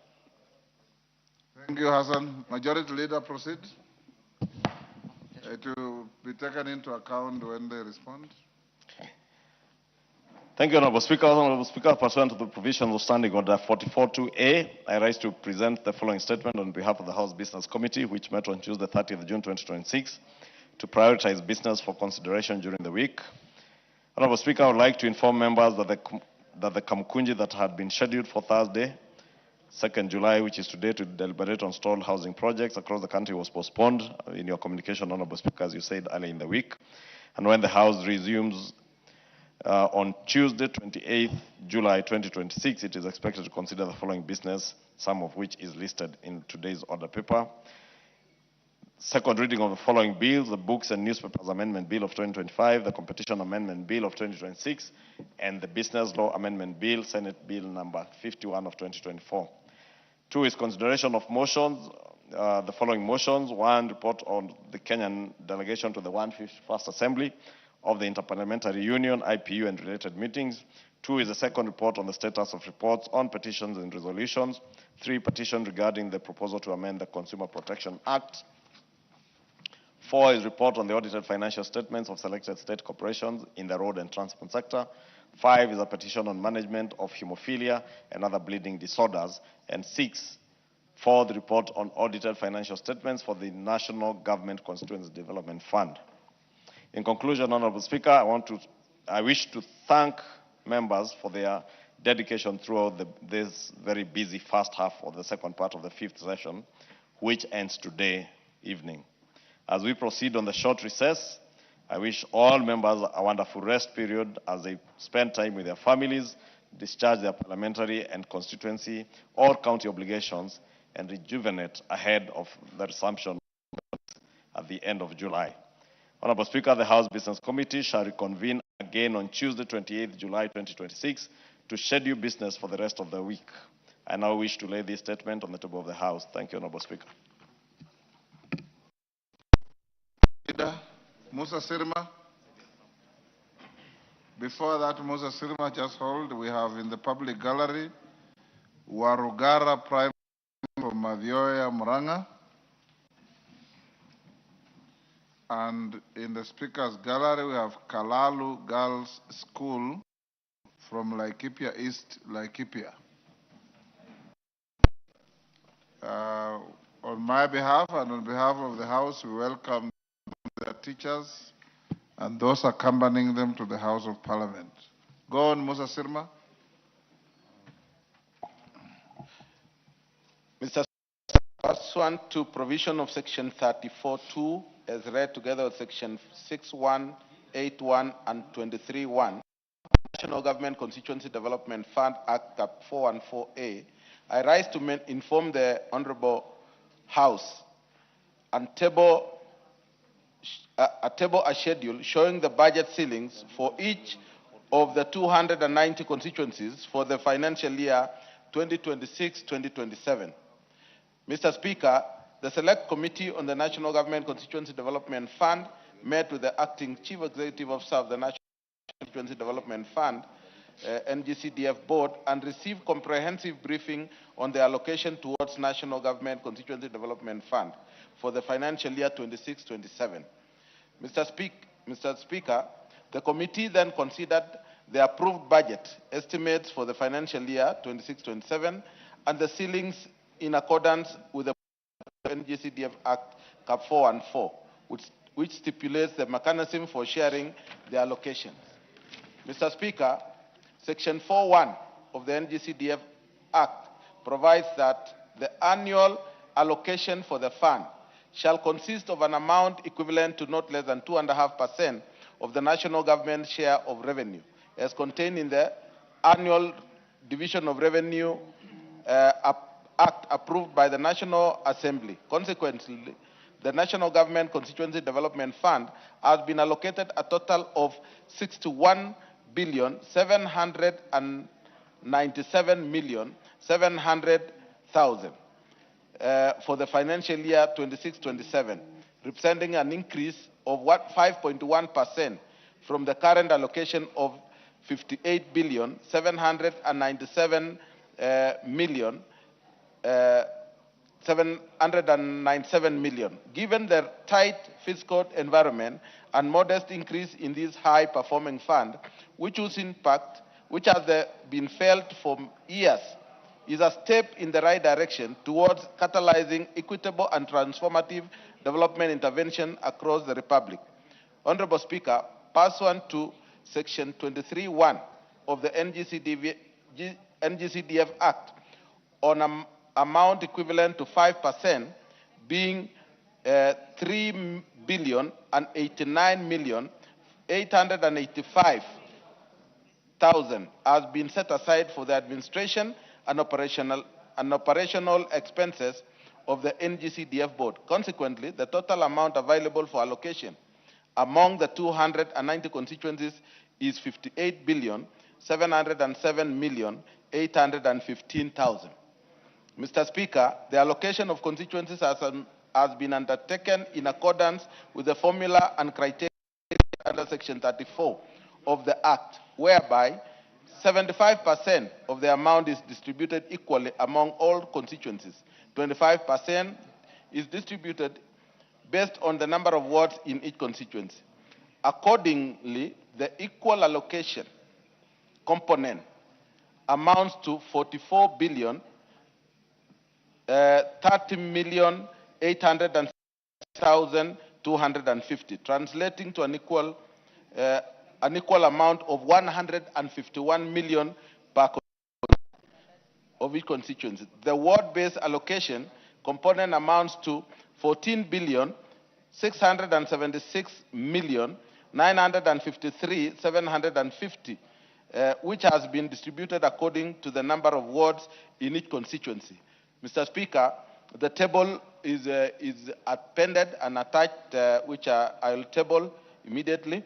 Mr. Speaker, further analysis will indicate that increase in allocation across all categories of constituencies ranges between 8.8 million and 11.3 million, representing a uniform 5.1% compared to the previous financial year 2025-2026.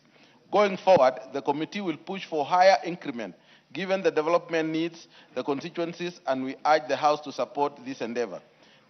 Mr. Speaker, in compliance with Section 8.1 of the Act, an amount equivalent to 5% of the fund totaling 3,089,885,000 served as an emergency fund.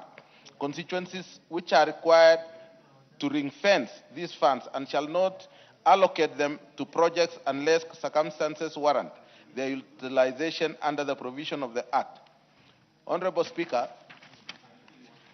the committee also noted that pursuant to provision of Section 12(9) and 36(6) of NGCDF Act, appropriation in aid declared by constituencies forms part of allocation. The board reported that 76 constituencies declared A in A amounting to 24,663,624, which has been incorporated into their respective constituency allocation. Of course, rental incomes and all that from the buildings you build. Having considered the submission of the NGCDF board and pursuant to Section 34(2) of National Government Constituency Development Fund Act 2015, I hereby table the schedule of budget ceilings to the 200 constituencies for the financial year 2026-2027 for consideration by this Honorable House. Finally, Honorable Speaker, I take this opportunity to remind and encourage my fellow honorable members to ensure timely submission of the proposed projects for the financial year 2026 in compliance with the set deadline of 31st of July 2026. I urge all members to treat this matter with the seriousness it deserves, as adherence to the prescribed timelines is critical to the orderly planning and implementation of projects for the benefit of our respective constituency. Thank you, Mr. Speaker. I hereby also add the board the board has prepared a QR code which members could use to monitor whatever is happening in their various constituencies in terms of payment, in terms of implemented projects, and all that. So I'll table also the QR code. Thank you, Mr. Speaker. Thank you, Musa Sirma. Honorable members, that is the end of that long statement time. I'll now ask the clerk to call the next order. Order number 8, procedural motion, reduction of publication period for specified bills. Majority Leader. I saw Majority Leader here. Can you search, capture, and bring him here?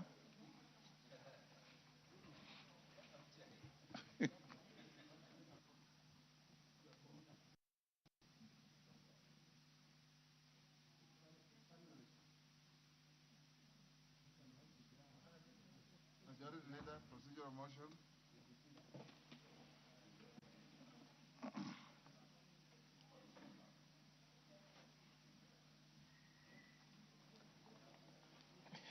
Thank you, Honorable Speaker. My apologies. I'm trying to serve too many masters. Yes.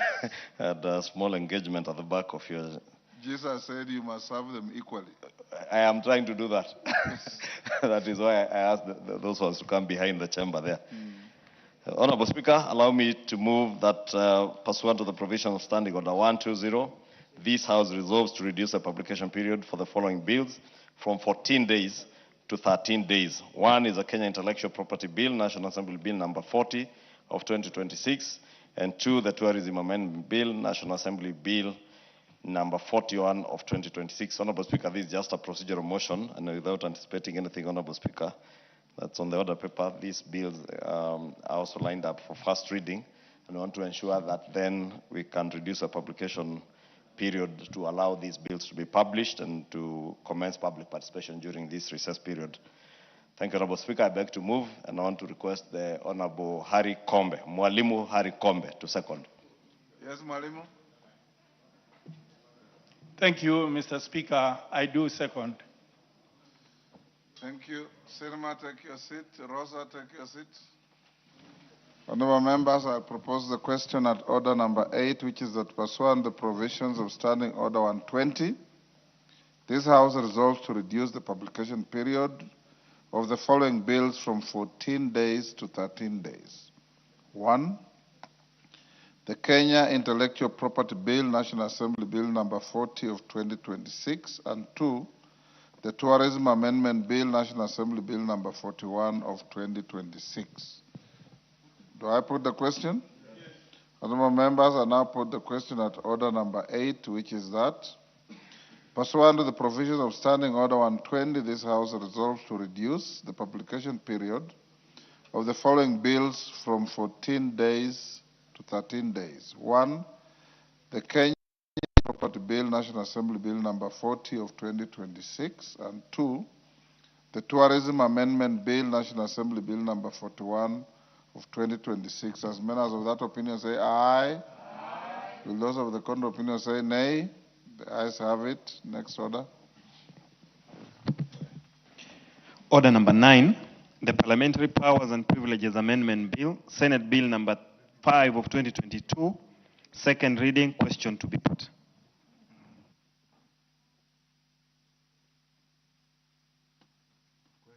Okay, honorable members, on their feet, take your seats. Take your seats, Selma. You only freeze when you can't be standing, then purport to freeze before the speaker stands up. Honorable members, I'll now put the question at order number 9, which is that the Parliamentary Powers and Amendment Bill, Senate Bill number 2020, now read time. As members of that opinion say aye. Aye. Will those of the contrary opinion say nay? The ayes have it. A bill for an act of Parliament, Powers and Privileges Act, to provide for a mechanism through which Parliament is able to receive reports from public officers on resolutions passed by Parliament and for connected purposes. Order number 10, the Kenya Intellectual Property Bill, National Assembly Bill number 40 of 2026, first reading. A bill for an act of Parliament to give effect to the provisions of Articles 11, 45, and 69 of the Constitution, to provide for the establishment of the Kenya Intellectual Property Authority, to provide for the patents, utility models, and industrial design, to provide for the copyrights and related rights, to regulate on anti-counterfeit measures and regulation of counterfeit goods, and for connected purposes. Order number 11, the Tourism Amendment Bill, National Assembly Bill number 41 of 2026, first reading. A bill for an act of Parliament to amend the Tourism Act and for connected purposes. Clerk, I'll direct a slight reorganization, members of the order paper, to shift order number 12 so that we go to order number 13, Committee of the Whole, whereafter we can come back to order number 12. So call out order number 13. Order number 13, Committee of the Whole House. Hold your horses, members. Have some small communication to hold. Sergeant, hold. Take your seats, those on your feet.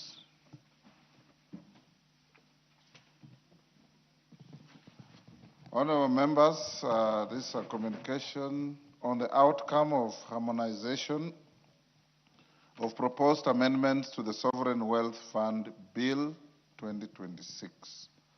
Honorable members, you recall that during the afternoon sitting of yesterday, Wednesday, 1st July 2026, I referred proposed amendments to the Sovereign Wealth Fund Bill, National Assembly Bill number 7 of 2026 to a winnowing process before the Departmental Committee on Finance and National Planning in accordance with Standing Order 131.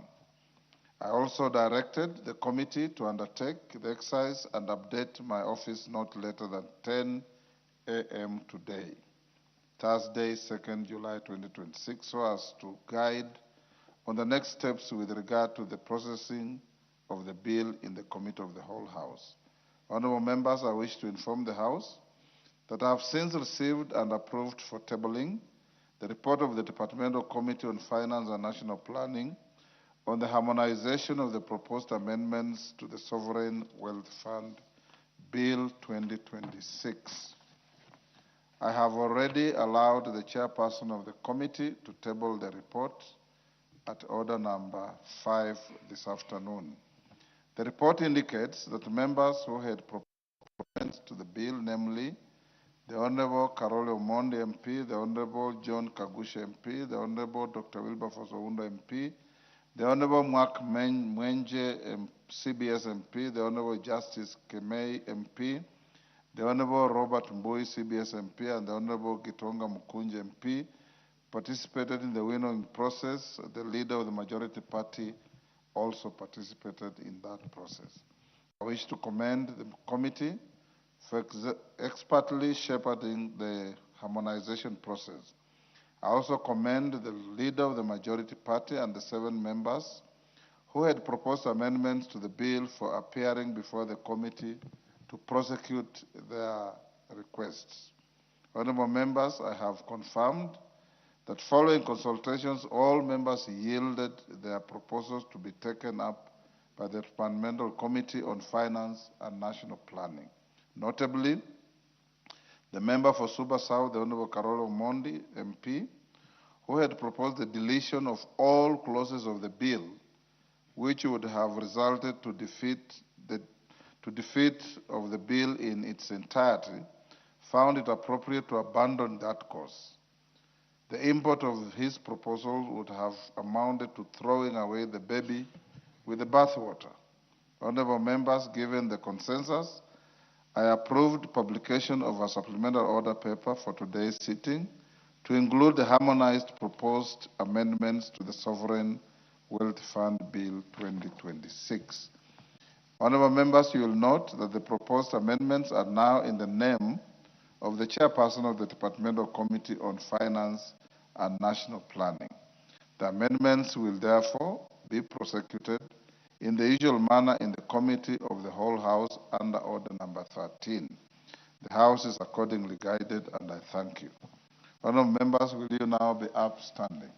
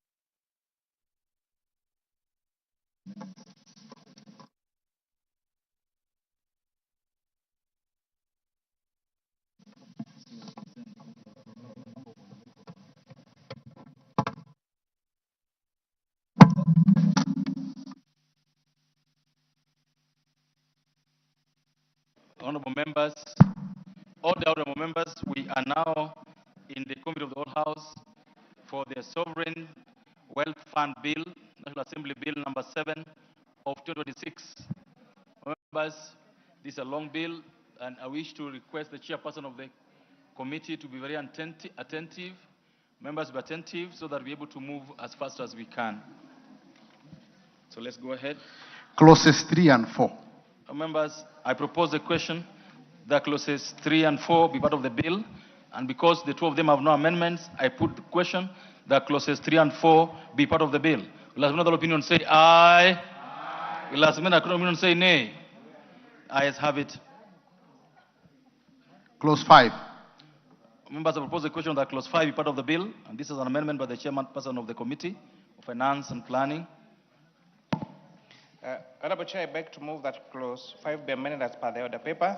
It's important to mention that this amendment is seeking to clarify what extraordinary shocks are as reference, and we have said that these extraordinary shocks must be extraordinary shocks as a result that will affect macroeconomic stability. So it's not just extraordinary shocks, so because we thought that could be subject to abuse.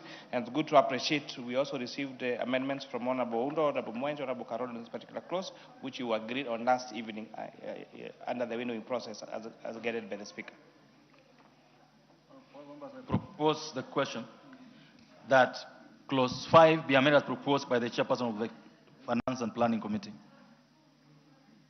Members, as this is negotiated and agreed, Honorable Undo, I hope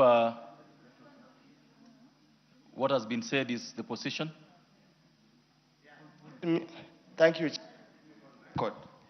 that we had a very fruitful engagement last evening, and I'm contented and accept the amendments as agreed as appear in the order paper, and probably as we go on, we'll explain the gist or the reason why we agreed on those amendments. I go on record that I confirm this is the harmonized version. That's so encouraging. Honorable Undo hardly gets contented. Chairman, you must have done a very good job on Honorable Undo. And well done to the committee. Members, I now put the question that clause 5 be amended as proposed. Will as another opinion say aye? Will as another opinion say nay? Ayes have it. I now put the question, members, that clause 5 as amended be part of the bill. Will as another opinion say aye? Will as another opinion say nay? Ayes have it. Clause 6. Members, I propose a question that clause 6 be part of the bill. Chair. Honorable Chair, I beg to move that clause 6 be amended as per the order paper. This, Honorable Chair, is going to provide for now National Assembly's role in the oversight of the other sources of revenue that will be transferred into the Sovereign Wealth Fund. It's good to appreciate that Honorable Mwenje, Honorable Mbuye, Honorable Karoli had amendments that we agreed we carry on. Honorable Chair. Members, I propose the question clause 6 be amended as proposed by the Chair of Finance and National Planning. The Honorable Makali Mulu. Yeah, thank you, Honorable Chairman. Honorable Chairman, I must really commend the team for agreeing, because one of the issues of concern cutting across the bill was they were giving a lot of power to the Cabinet Secretary and leaving out the National Assembly. Okay. I really appreciate this amendment. Great. Members, I now put the question that clause 6 be amended as proposed. Does another opinion say aye? Will another opinion say nay?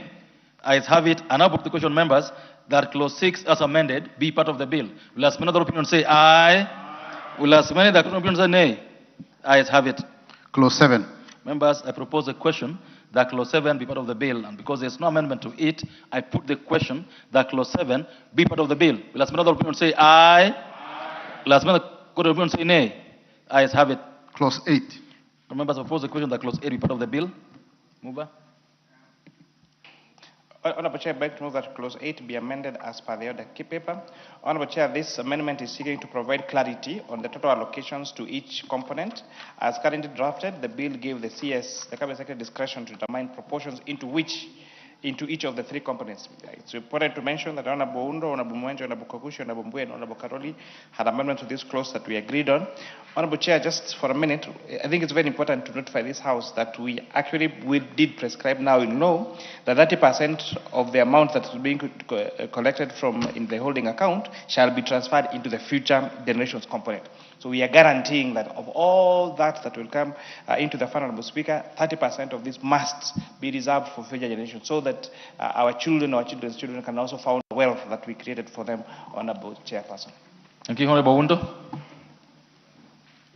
Honorable Chair, I just want to emphasize the point. Honorable Undo, wait a minute.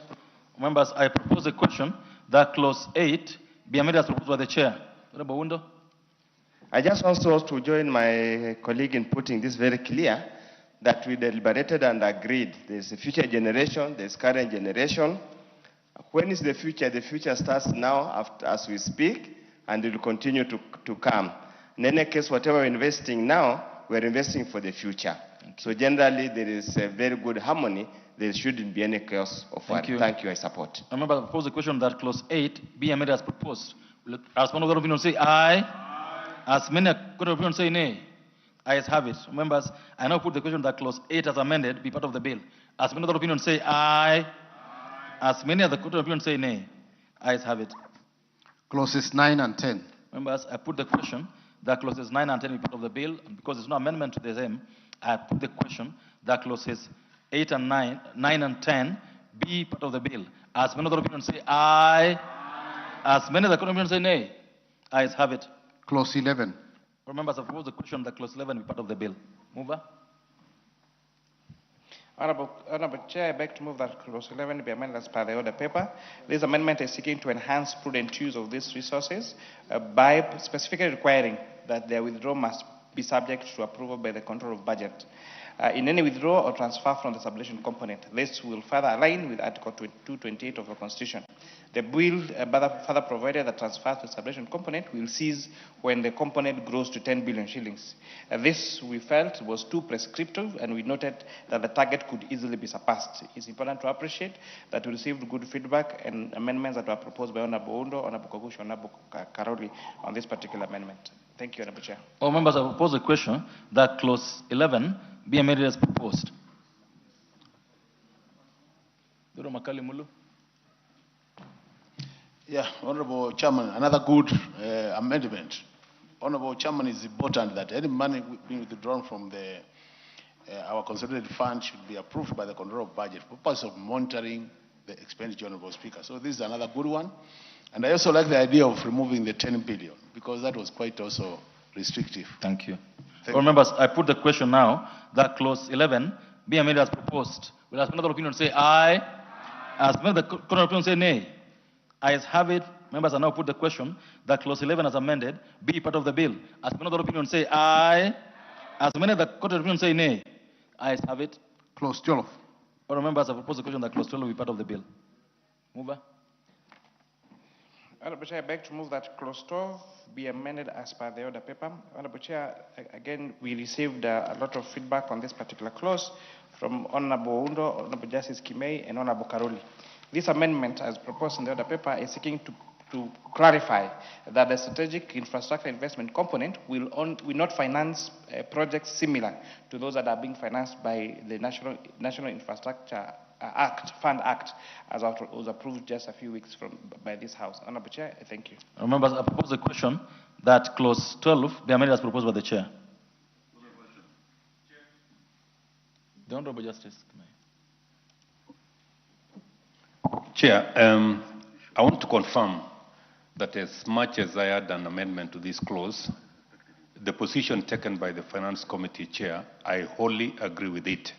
And I want to also join my colleagues to say the winnowing process that we went through yesterday, we wish we could be going through such a process in all other committees whenever bills are involved.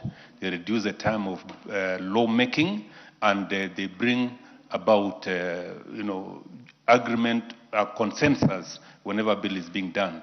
Honorable Professor Wundo, Honorable, and the other colleagues who were there yesterday, we really agree with what the committee did. Much appreciated, Chair. Thank you. Members, I now put the question that clause 12 be amended as proposed. As many other opinions say aye. As many other opinions say nay. Ayes have it. I now put the question, members, that clause 12 was amended be part of the bill. As many other opinions say aye. As many other opinions say nay. Ayes have it. Clause 13. Members, I propose the question that clause 13 be part of the bill. Because there's no amendment to it, I put the question that clause 13 be part of the bill. As another opinion say aye. As another opinion say nay. Ayes have it. Clause 14. Members, I propose the question. I propose the question that clause 14 be part of the bill. Mover. Honorable Chair, I beg to move that clause 14 be amended as per the order paper. This amendment is seeking to correct a clerical error by now referencing the correct component being the strategic infrastructure investment component. I'm very, very proud, Honorable Chair, saying correct a clerical error by now referencing. Otherwise, I would have found it very difficult to pronounce those particular R's and L's. This amendment is seeking to enhance prudent use of these resources by specifically requiring the approval again by control of budget in any of the withdrawals. This is in line with Article 228 of our Constitution. And further, the amendment is seeking to make it clear that instead of monies for projects being transferred to the consolidated fund for remission to the relevant agencies carrying out the projects, they should now be remitted directly from the component to the relevant agencies. We note that the first charge in the consolidated funds is servicing of public debt, and so for efficiency in carrying out of projects, these monies now will be paid directly to the agencies that will be implementing this particular project. So I'm proud to appreciate that Honorable Undo, Honorable Kogusha, Honorable Karoli had proposed amendments for this clause, which after winning exercise yesterday, we all agreed upon. Thank you. Thank you, members. I propose a question that clause 14 be amended as proposed. The Honorable Undo and Honorable Makali agree. You allow us to just proceed unless you want to add something. The Honorable Makali. Yeah, you know, Honorable Chairman, clause 14A talks about the issue of the control of budget. But now when you come to C, B talks about control of budget. I was just seeking clarification whether a central bank account, because this will be the holding account, whether it will be subject to the control of budget. We need to have that reassurance, Mr. Chairman, because I don't think legally the control of budget has access to an holding account in the Central Bank of Kenya. Honorable Chair, go ahead. So it's important also to acknowledge, Honorable Chair, Article 228 of our Constitution only gives a mandate of withdrawal of funds from the consolidated funds to be subject to approval by COB. By now providing expressly here that withdrawals for this particular holding account, then it must also be approved by COB, then that provision is therefore necessary. Otherwise, without making that provision expressly in the sovereign wealth fund law, then that fund will not be subject to seeking withdrawal from the COB. All members, I think this makes a lot of sense. I therefore put the question that clause 14 be amended as proposed. As another opinion say aye. Aye. As when the opinion say nay. Ayes have it. I now put the question, members, that clause 14 as amended be part of the bill. As another opinion say aye. Aye. As when the opinion say nay. Ayes have it. Clause 15. Members, I propose a question that clause 15 be part of the bill. Chair.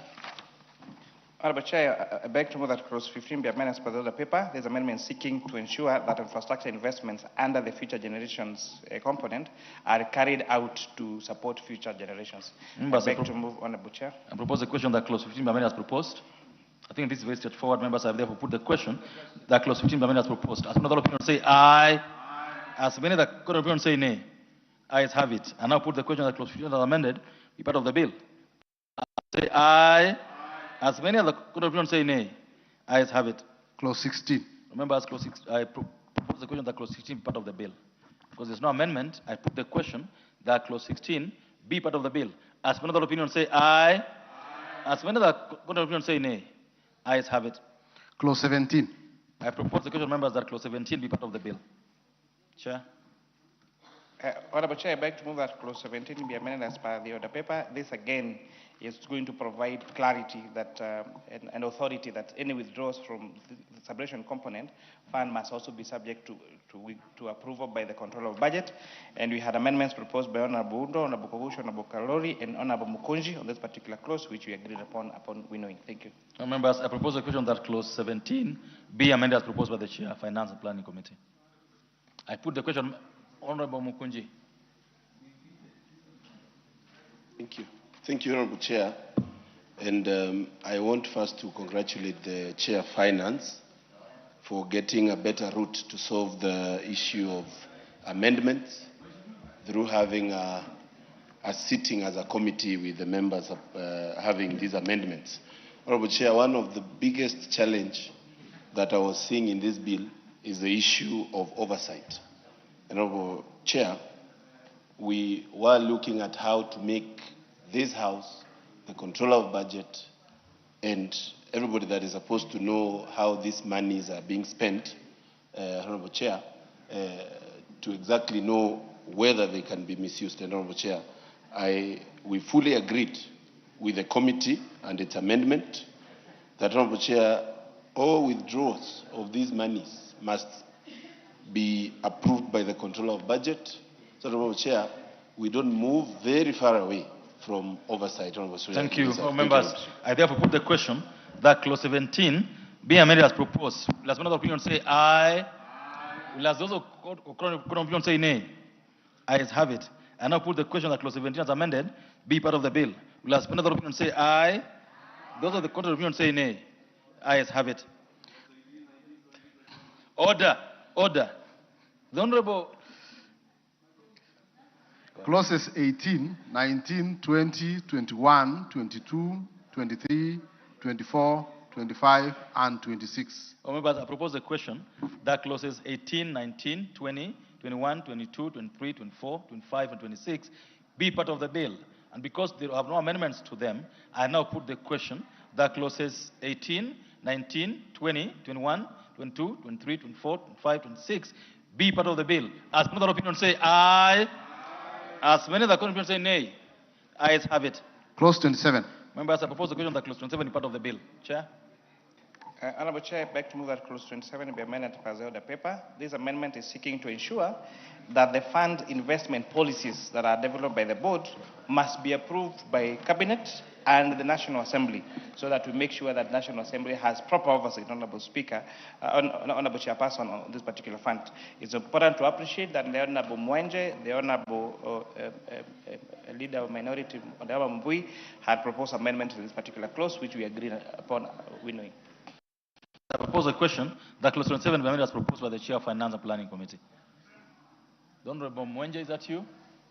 Go ahead. Thank you, Honorable Speaker. Honorable Speaker, let me just take this opportunity to support this amendment and also thank the Finance Chair for yesterday when we did the winnowing. We were able to agree on quite a number of these clauses, and this was one of them. So thank you, Honorable Members, I put the question, therefore, that clause 27 be amended as proposed.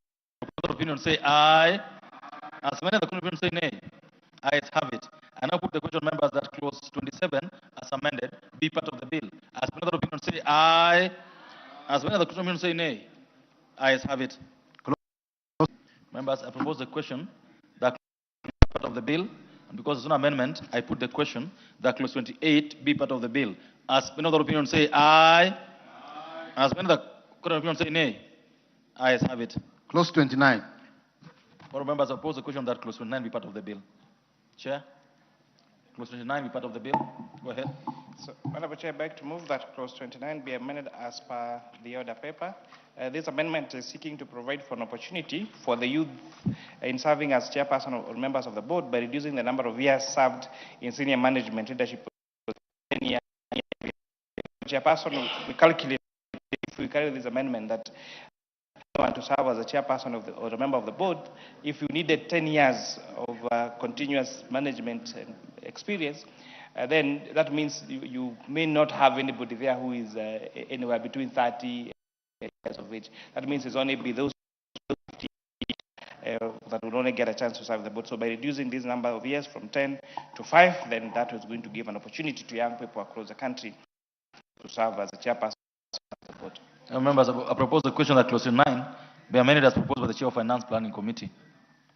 Members, I put the question. Honorable Meli, you want to say something on this? Thank you. I want to commend the Chair and the committee because the youth actually are consideration, and this bill, as its sovereign wealth functions, bring them on board and be part of the decision making. I support that. Honorable Mbui. Yeah, thank you, Chair. Chair had also proposed amendment on that one about the academic qualifications. I noticed sometimes we are keen on putting a degree in law, in economics, in accounting, in finance matters, and I was even concerned might it to do with the leadership of the House for 2 years. because we've had in these majority and minority side. And I'd propose that maybe we could have people with a degree in education, engineering, and other. I was convinced that the education people, those ones that are teachers, are already qualified by virtue of the fact that they are the ones who teach economics and all these other things. So I dropped my amendment. Thank you, Chairman. Where do you belong, sir? Sorry? Where do you belong, sir? Sorry? Where do you belong yourself? Education. Okay. Teachers, all of the teachers, everything. Honorable members, I now put the question, members, that clause 29 be amended as proposed. As many other opinions say aye. As many other opinions say nay. I now put the question, members, that clause 29 as amended be part of the bill. As many other opinions say aye.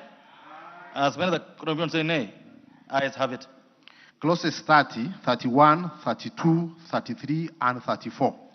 All members, I propose the question that clauses 30, 31, 32, 33, 34, 33, and 34 be part of the bill. I now put the question, members, because there's no amendment, that clauses 30, 31, 32, 33, and 34 be part of the bill. As many other opinions say aye. As many other opinions say nay. Ayes have it. Clause 35. Members, I propose the question that clause 35 is part of the bill. Chair. Clause 35. Honorable Chair, I beg to move that clause 35 be amended as per the order paper. This amendment is seeking to provide clarity that the bachelor's degree has to be relevant to the field, to the fund management for a person to be qualified to be appointed as a CEO. Further, this amendment is seeking to clarify that the Salaries and Remuneration Commission shall advise the Cabinet Secretary on the terms and conditions of the CEO, which is consistent with Article 234B of the Constitution. Honorable Chairperson, on clause 29, just to array the leader of minorities' fears, the provision there reads that someone who holds a degree in economics, finance, accounting, law, banking, or any other, or other relevant field from a university recognized in Kenya. So I want to confirm that even education is a relevant field in Kenya, Honorable Speaker. All members, I propose a question that clause 35 be amended as proposed by the Chair of Finance and Planning. I put the question, members, that clause 35 be amended as proposed. As another opinion say aye. As another opinion say nay. Ayes have it. And I put the question, members, that clause 35 as amended be part of the bill. As another opinion say aye. As those opinion say nay. Ayes have it. Clause 36. Members, I propose the part of the bill. Chair. Honorable Chair, I beg to move that clause 36 be amended as per the order paper. This amendment is seeking to provide clarity for removal from the office of the Chief Executive Officer. Members, I propose the question that clause 36 be amended as proposed by the Chair of Finance and Planning. I put the question that clause 36 be amended as proposed. As another opinion say aye. As those opinion say nay. Ayes have it. And I put the question that clause 36 as amended be part of the bill. As another opinion say aye. Those opinion say nay. Ayes have it. Clause 37. Members, I propose the question that clause 37 be part of the bill. Honorable Chair, I beg to move that clause 37 be amended as per the order paper. This amendment is seeking to clarify on the role of the Salaries and Remuneration Commission in advising the board on the terms and conditions of the staff and in the board. And this, Honorable Chairperson, is consistent with Article 230B4 of our Constitution. Members, I propose the question that clause 37 be amended as proposed by the Chair of Finance and Planning. I put the question that clause 37 be amended as proposed. Will as another opinion say aye. And those of the opinion say nay. Ayes have it. And I put the question that clause 37 as amended be part of the bill. As another opinion say aye. Those of the opinion say nay. Ayes have it. Clauses 38 and 39. Members, I propose the question that clauses 38 and 39 be part of the bill. There being no amendments to them, I now put the question that clauses 38 and 39 be part of the bill. As another opinion say aye. As many of the opinion say nay. Ayes have it. Clause 40. Members, I propose the question that clause 40 be part of the bill. Chair. Honorable Chair, I beg to move that clause 40 be amended as per the order paper. This amendment is seeking to provide clarity on the penalty provision, which is consistent with drafting practice and meaning. Honorable Chairperson, it's important to mention that clause 43 sets out a very strict penalty a person who contravenes subsection 1 commits an offense is liable on conviction to a fine not exceeding 5 million shillings or imprisonment not exceeding 2 years, Honorable Chairperson. I beg to move. All members, I propose a question that clause 40 be amended as proposed by the Chair of Finance and Planning. I now put the question that clause 40 be amended as proposed. As many other opinions say aye. As many other opinions say nay. I now put the question, members, that clause 40 as amended be part of the bill.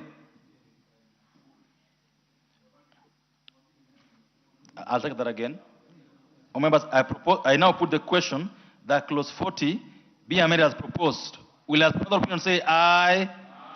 Those of the opinions say nay. Ayes have it. I now put the question, members, that clause 40 as amended be part of the bill. As another opinion say aye. As those opinions say nay. Ayes have it. Clauses 41, 42, 43, 44, and 45. Members, I propose the question that clauses 41, 42, 43, 44, and 45 be part of the bill. And there are big amendments to them. I now put the question that clauses 41, 42, 43, 41, and 45 be part of the bill. As many of the opinions say aye. As many of the opinions say nay. Ayes have it. Clause 46. Members, I propose the question that clause 46 be part of the bill. Chair. Honorable Chair, I beg to move that clause 46 be amended as for the other paper. This amendment is seeking to clarify and especially expressly prohibit against securitization or using the future generations component as collateral for borrowing by a government entity. Members, I propose the question that clause 46 be amended as proposed by the Chair of Finance and Planning. The Honorable Mukunji. Thank you. Thank you, Chair. This was a very important amendment, Honorable Speaker, Honorable Chair, because we know now this country has gotten a new way of borrowing. I don't want to say hideously, but Honorable Speaker, we have to actually make sure that this fund is well is put in a way that it cannot one day disappear after it has been securitized. Honorable Speaker, I'm very happy with the committee in the agreement of this amendment.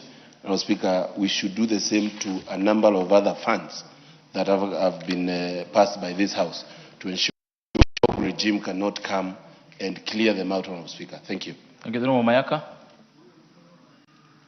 Thank you, Honorable Speaker. I also want to support this particular amendment in this clause because it's very important for us to have a specific component of ensuring that we are safeguarding the future generation component. So I applaud it and I do support it. Thank you. And Honorable Ruto.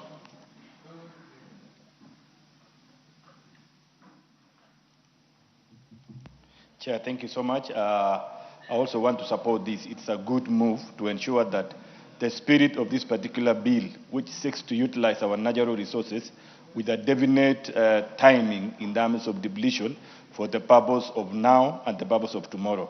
Nonetheless, to say, again, it's good to remind my good friend Mogunji. From his presentation, he seemed to be attacking that there is a tendency of securitization. Understand the implication and the context about securitization. It's not a question of securitizing every money. This particular bill is seeking to divine the natural resources that we are endowed with and the utilization of it for the purpose of giving services and opportunities for now, tomorrow, and in future. And there is no way this money can be securitized for other purposes. Thank you. Members, I now put the question that clause 46, the amendment as proposed. As many other opinions say aye. As many other opinions say nay. Ayes have it. I now put the question, members, that clause 46 as amended be part of the bill. As many other opinions say aye. Or the opinions say nay. Ayes have it. Clauses 47 and 48. Members, I propose the question that clauses 47 and 48 be part of the bill. And there will be an amendments to them. I put the question that clauses 47 and 48 be part of the bill. As many other opinions say aye.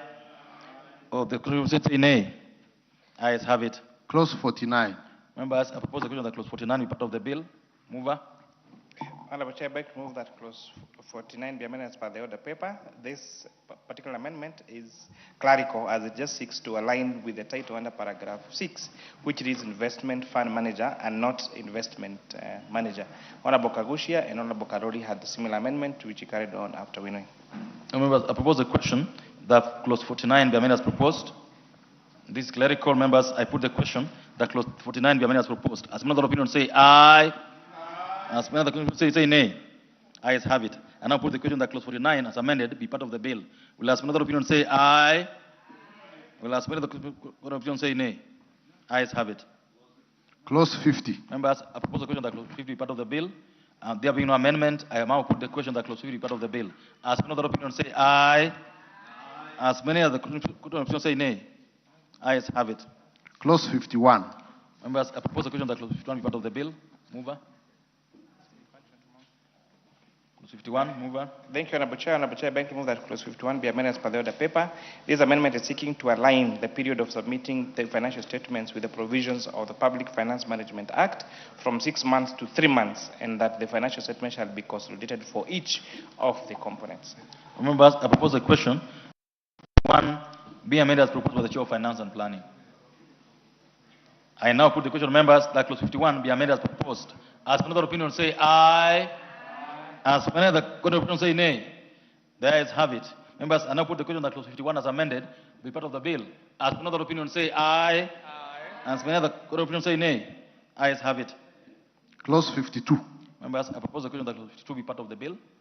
There being no amendment, I put the question that clause 52 be part of the bill. As another opinion say aye. As many of the opinion say nay. Ayes have it. Clause 53. Members, I propose the question that clause 53 be part of the bill. Chair. Honorable Chair, I beg to move that clause 53 be amended as per the order paper. This amendment is seeking to enhance details of the report that is submitted by the board to include details of all the fees paid to investment fund managers and any other in order to safeguard the fund. Honorable Chair, we sought this particular amendment because there has been a risk of fees being paid that are exaggerated, Honorable Chair, then that will erode the purpose of the fund. So by restricting on this and making sure that the details of the fees paid and commissions paid must be reflected in the financial statements is very progressive. Members, I propose the question that clause 53 be amended as proposed. I now put the question that clause 53 be amended as proposed. Will as many other opinions say aye? Will as many of those opinions say nay? Ayes have it. I now put the question, members, that clause 53 as amended be part of the bill. As many other opinions say aye. As many of the opinions say nay. Ayes have it. Clause 54. Members, I propose the question that clause 54 be part of the bill. There being no amendment, I put the question that clause 54 be part of the bill. As many other opinions say aye. As many of the opinions say nay. Ayes have it. Clause 55. Members, I propose the question that clause 55 be part of the bill. Mover. Honorable Chair, I beg to move that clause 56 be amended as per the order paper. This amendment is seeking to increase the period to which it's the clause 55. Oh, sorry, 55. So I beg to move that clause 55 be amended as per the order paper. Honorable Chairperson, this amendment is seeking to align the penalty provision to move away from mandatory minimum sentencing, while at the same time enhancing the penalty in order to safeguard the fund and ensure there is compliance with the Act, Honorable Chair. Members, I propose the question that clause 55 be amended as proposed by the Chair of Finance and Planning. There being no debate, I put the question that clause 55 be amended as proposed. As another opinion say aye. As many other opinions say nay.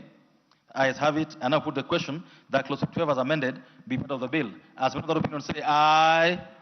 As many other opinions say nay. Ayes have it. Clause 56. Members, I propose the question that clause 56 be part of the bill.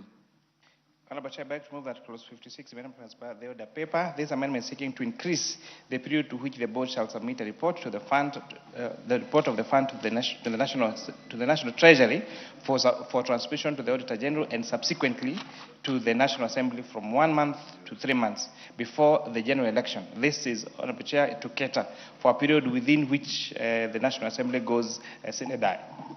Members, I propose the question that clause 56 be amended as proposed by the Chair of Finance and Planning. Members, I put the question that clause 56 be amended as proposed. As another opinion say aye. As many other opinions say nay. Ayes have it. And now put the question, members, that clause 56 as amended be part of the bill. As many other opinions say aye. As many other opinions say nay. Ayes have it. Clauses 57, 58, and 59. Members, I propose the question that clauses 57, 58, and 59 of the bill be part of the bill. There being no amendments, I put the question that clauses 57, 58, and 59 be part of the bill. As many other opinions say aye. As many other opinions say nay. Ayes have it. Clause 60. Members, I propose the question that clause 60 be part of the bill. Chairperson. So, Honorable Chairperson, I beg to move that clause 60 be amended as per the order paper. This amendment is seeking to provide for public officers on secondment to the fund to be interim managers and staff of the fund. This will ensure that the Act is implemented without delay, but also with less costs by utilizing public officers on secondment. The limited period seeks also to ensure that there is no abuse of unnecessary extending the period of the interim manager and staff during the transition period. Further, the amendment is seeking to provide clarity on the terms and the conditions of interim manager and staff. Honorable Chairperson, it's good to appreciate that the Honorable Undo, Honorable Kagushi, and Honorable Karoli had amendments to this particular clause, which we agreed on upon renewing. Members, I propose the question, therefore, that clause 60 be amended as proposed by the Chair of Finance and National Planning. Honorable Undo. Chair, in my amendment, I had sought a shorter period of 3 months, but understanding the intricacies in appointing managers, I accept. The idea is to avoid long stay without an interim manager and use third parties. That's why we had said it must be a serving state officer so that we minimize the cost. And I do hope and pray that on secondment, they will not come and ask called the duty allowances that will erode the value of the fund. Thank you, I support. Members, I now put the question that clause 60 be amended as proposed. As many other opinions say aye, and as many other opinions say nay. Ayes have it. I now put the question that clause 60 as amended be part of the bill. As many other opinions say aye, as many other opinions say nay. Ayes have it. Clause 61. Members, I propose the question that clause 61 be part of the bill. There being no amendment, I now put the question that clause 61 be part of the bill. As many other opinions say aye, as many other opinions say nay. Ayes have it. First schedule. Members, I propose the question that the first schedule be the first schedule of the bill. There being no amendment, I put the question that the first schedule be the first schedule of the bill. As many other opinions say aye, those opinions say nay. Ayes have it. Second schedule. Members, I propose the question that the second schedule be the second schedule of the bill. And there being no amendment to the schedule, I now put the question that the second schedule be the second schedule of the bill. As many other opinions say aye, as many other opinions say nay. Ayes have it. Third schedule. All members, I propose the question that the third schedule be part of the bill. Honorable Chair, you have an amendment to the third schedule of the bill. Yes, Honorable Chair, I beg to move that the third schedule be amended as per the order paper. This amendment is seeking to provide a capping to the amount paid to an investment fund manager to 2% of the investment in the qualifying instrument. This is to ensure that there is prudent utilization of the funds. Members, I propose a question that the third schedule of the bill be amended as proposed by the Chair of Finance and National Planning. I now put the question that the third schedule be amended as proposed by the Chair. As many other opinions say aye, as many other opinions say nay. Ayes have it. I now put the question, members, that the third schedule as amended be the third schedule of the bill. Will as many other opinions say aye, will as many other opinions say nay. Ayes have it. Fourth schedule. Members, I propose the question that the fourth schedule be the fourth schedule of the bill. Chair, you have an amendment. Honorable Chair, I beg to move that the fourth schedule be amended as per the order paper. This is a consequential amendment that is seeking now to clarify how the royalties shall be paid into the sovereign wealth fund by amending section 186 of the Mining Act. Members, I propose the question that the fourth schedule be amended as proposed by the Chair of Finance and Planning Committee. I now put the question that the fourth schedule be amended as proposed. As many other opinions say aye, as many other opinions say nay. Ayes have it. Members, I now propose the question that the fourth schedule as amended be the fourth schedule of the bill. As many other opinions say aye, As many of the Court of Appeal say nay. Ayes have it. Clause 2. Honourable members, I propose the question that clause 2 be part of the bill. Honourable Chair. Honourable Chair, I beg to move that clause 2 be amended as per the order paper. This amendment is seeking to clarify that the national government's share in minerals and petroleum royalties is the one that's being referred to the Sovereign Wealth Fund. This amendment, the amendment on extraordinary shocks is to also provide clarity that these extraordinary shocks can only be the shocks as that have been affected by macroeconomic stability. It's also important to mention, Honourable Chair, that the Honourable Undo, the Honourable Mwenje, Honourable Mukunji, and Honourable Karoli had amendments to this particular clause. Honourable, I propose a question that clause 2 be amended as proposed by the Chair. Honourable Undo. As we come to the tail end, let me also commend the team for being understanding and caring about the welfare of the people of Kenya. Honourable Speaker, they are under the definition of extraordinary shocks, the way it was defined in the bill, as kind of was weird, too long and too much, and we applied our minds. Quite a number of us who sat in that meeting yesterday have had economic lectures, several units. So we understand what we are talking about, and we want to ask those who have not just agree with us, and let's move on. Thank you. Members, I now put the question that clause 2 be amended as proposed by the Chair. As many other opinions say aye, many other opinions say nay. Ayes have it. Members, I now put the question that clause 2 as amended be part of the bill. As many other opinions say aye, as many of the opinions say nay. Ayes have it. Title. Members, I propose the question that the title be the title of the bill. And there being no amendment, I put the question that the title be the title of the bill. As many other opinions say aye, as many other opinions say nay. Ayes have it. Clause 1. Members, I propose the question that clause 1 be part of the bill. And there being no amendment, I put the question that clause 1 be part of the bill. As many other opinions say aye, as many other opinions say nay. Ayes have it. Members, that marks the end of the whole House, and thank you for your attention and patience.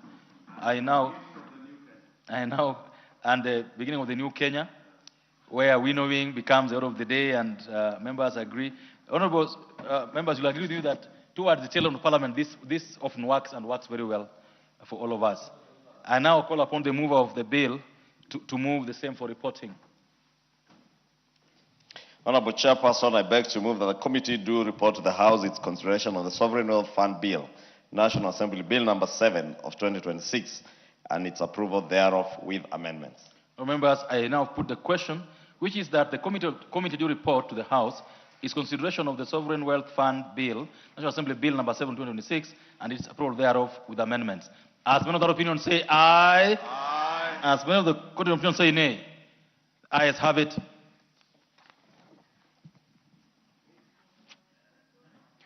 Honorable members, Mr. Speaker.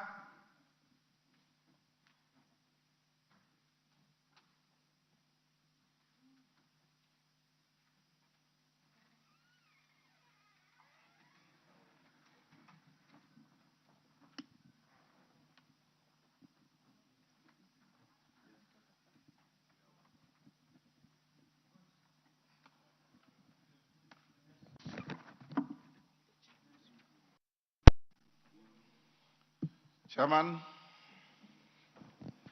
The Honourable Speaker, I beg to report that the Committee of the Whole House has considered the Sovereign Wealth Fund Bill, National Assembly Bill number 7 of 2026, and approved the same with amendments. Mover. Honourable Speaker, I beg to move that the House do agree with the committee in the said report, and also request the Honourable Naomi Wako to second the motion for agreement with the report of the Committee of the Whole House. Honorable Speaker, I second. Honourable members, I propose the question, which is that the House do agree with the committee in the said report. I put the question? Yes. Honourable members, I put the question, which is that the House do agree with the committee in the said report. As members of that opinion say aye. Aye. Will those of the contrary opinion say nay? The ayes have it. Mover. Honorable Speaker, I beg to move that the Sovereign Wealth Fund Bill, National Assembly Bill number 7 of 2026, be now read a third time. Honorable Speaker, as I request the Honorable Peter Kaluma to second, allow me, Honorable Speaker, to also take this opportunity to thank the members, first those who contributed during the debate in second reading, and more importantly, the members of the Finance and National Planning, including the Honorable Peter Opondo Kaluma, and many other members, including CPA Ruto, the one and only chairperson of that committee who took us through a very rigorous winnowing process last night. Honorable Speaker, may I report to you that the communication you did, we closed our meeting at slightly past 9 p.m. under the very able leadership and chairmanship of Honorable Kimani Kuria, the member for Molo. And Honorable Speaker, may I also take this opportunity to thank all the members, Honorable Oundo, Honorable Mukunji, Honorable Karoli Omondi, the leader, deputy leader of minority, Honorable Robert Mbui, the Honorable Mwenje, our deputy minority whip, the Honorable Makali Mulu, and Honorable Speaker, there are people who are soliciting for a mention. Even Kuroria proposed amendments. But I am only mentioning the members who were in that process. And Speaker, let me say that winnowing process last night was through bring things. Not that winnowing is the House, but the give and take process that we have to go through in the legislature. And more importantly, Honorable Speaker, we came to an agreement during that process that what we were doing, we were legislating for posterity. We were not legislating for our political factions, not for our political parties.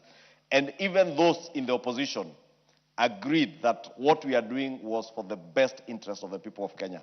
And I must thank all those members, and that's why I made particular mention of those members, because we put aside our political differences to legislate for our great nation. Honorable Speaker, let me say that in December last year, on the 15th of December, the Cabinet approved a Cabinet memo that forwarded these two bills, or spoke about the establishment of these two funds, the National Infrastructure Fund and the Sovereign Wealth Fund. And in that memo, Honorable Speaker, you remember the Cabinet communique saying that these two funds would actually serve as the backbone of the government's plan to transition Kenya into a first world economy. And not just transition Kenya into a first world economy, but also doing it through a sustainable investment-led growth model that would drive us away from the old ways of either overburdening Kenyans with taxation or over-reliance on public debt. Honorable Speaker, this is a very momentous time for our country.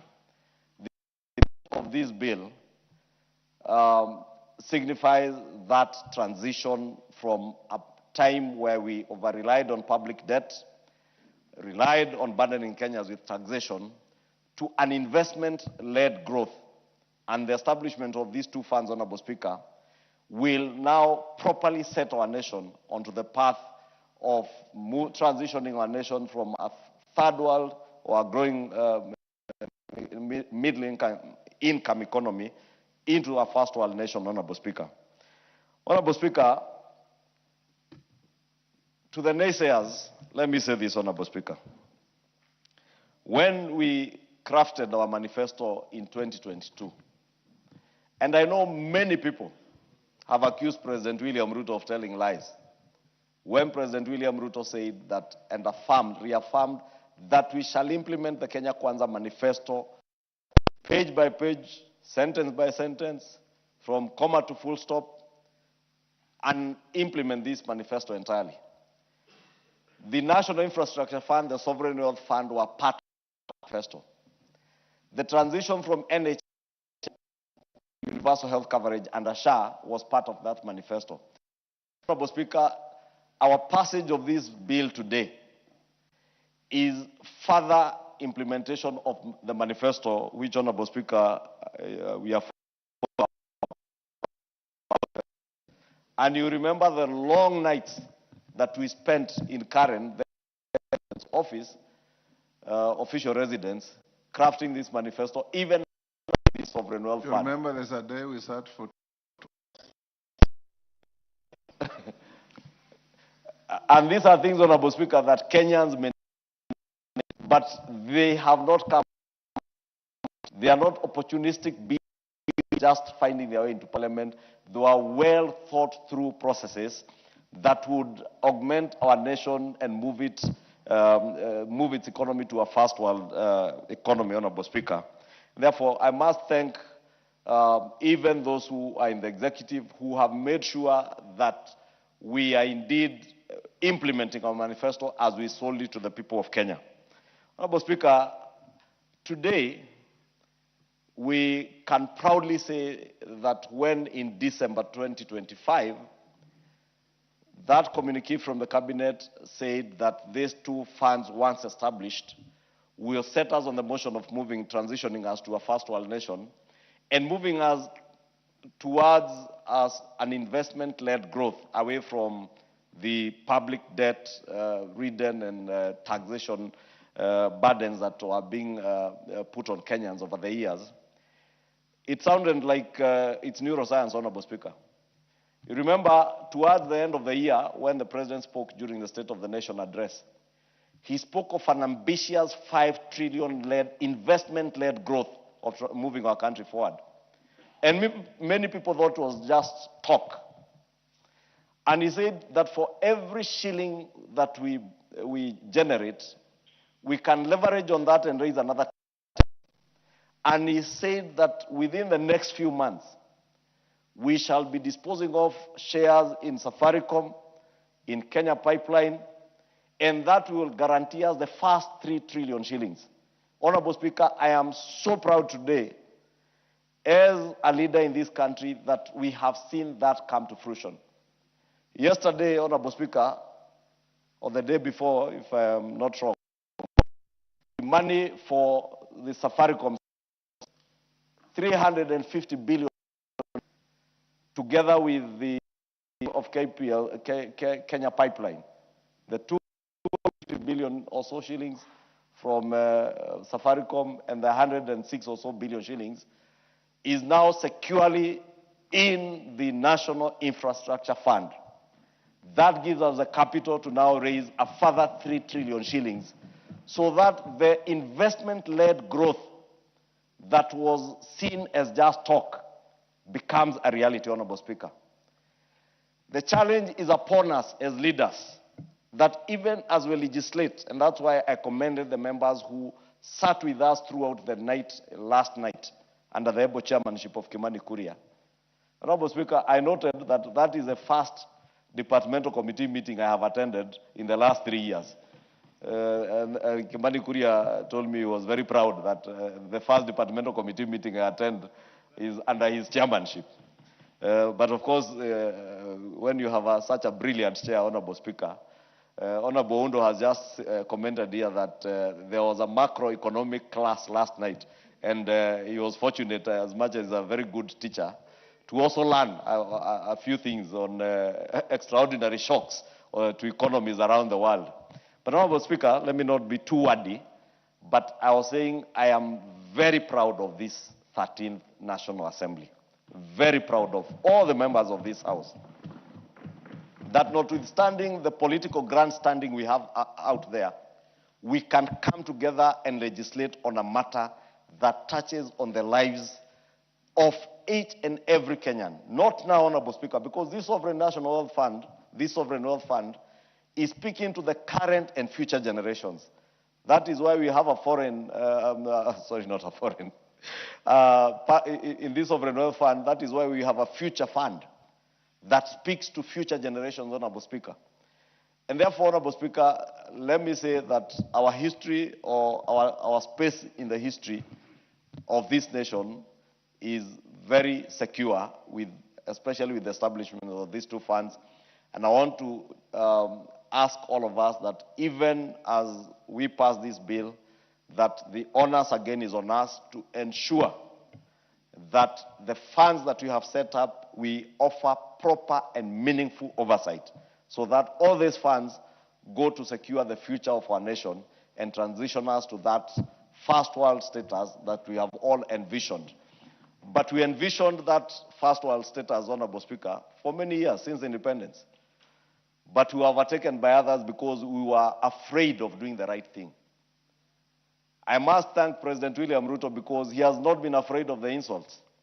He has been bold and courageous to do what is right. And I must thank the many members of parliament in this house. And I say in this house, Honorable Speaker, because it is only in this house you find courageous leaders who will opt to do the right thing and not what is popular, necessarily popular. And I've said here before, Honorable Speaker, it is not everything that you find is popular is right. Doing what is right. It may not be popular, but it is the right thing to do for our country, and our place is secure in the history of our nation. I am very proud of this assembly, even as we go on recess today, Honorable Speaker.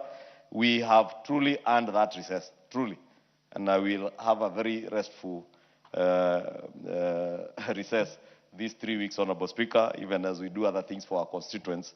And even as I encourage others, those out there who are very fond of speaking, saying too many things, and we have challenged them always, Honorable Speaker, offer alternative solutions to the country. I am glad that as members of parliament, we have kept away from the noise out there. And even those who have picked the noise out there and brought it to the house, in shame, now they have had to apologize to the Kenyan people. I want to encourage them to continue sticking to what is true and honest to the people of Kenya, because you never need to apologize to anyone if you stick to the truth. But if you just pick things here and there to excite people and try and generate bonga points politically, you will not cease from apologizing. We will see you come over time and time again to apologize with or without your classroom notes. Honorable Speaker, I move, and I want to request that very able member of the Finance and National Planning Committee, Peter Kaluma Opondo, who ably guided us, especially on clause 5, 2B, and clause 12, to see bigger things than many would have seen. Thank you, Honorable Speaker. I thank you, Honorable Speaker. Honorable Speaker, allow me to start by thanking you for leading this House through history. And Honorable Speaker, you've sat in this House this afternoon from 2:30 to this time because of the monumental nature of the business we are transacting. Honorable Speaker, I attended with you the assent into law by the President of the Infrastructure Fund Act now. And Honorable Speaker, I still remember very clearly what His Excellency President William Ruto did indicate. That when he writes his autobiography, if I were to quote honorable members, he will remember the 13th Parliament as a parliament which has been greatly impactful in terms of giving this nation direction. And he said we will get some space there as parliament. And Honorable Speaker, you know, I cannot agree more. Honorable Speaker, when you privileged me to preside over the second reading and general debate on this bill, before I proposed the question, honorable members, you remember, indicated that it appeared to me that history was beckoning at the 13th Parliament. And I did ask the question whether we were ready to grasp and to capture it.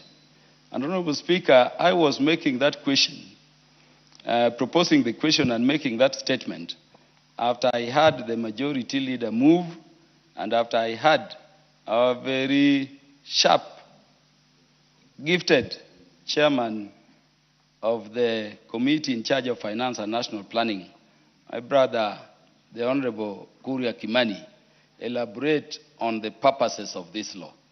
And listening to them and having gone through the bill, I beckoned upon this House to grasp their date with their destiny.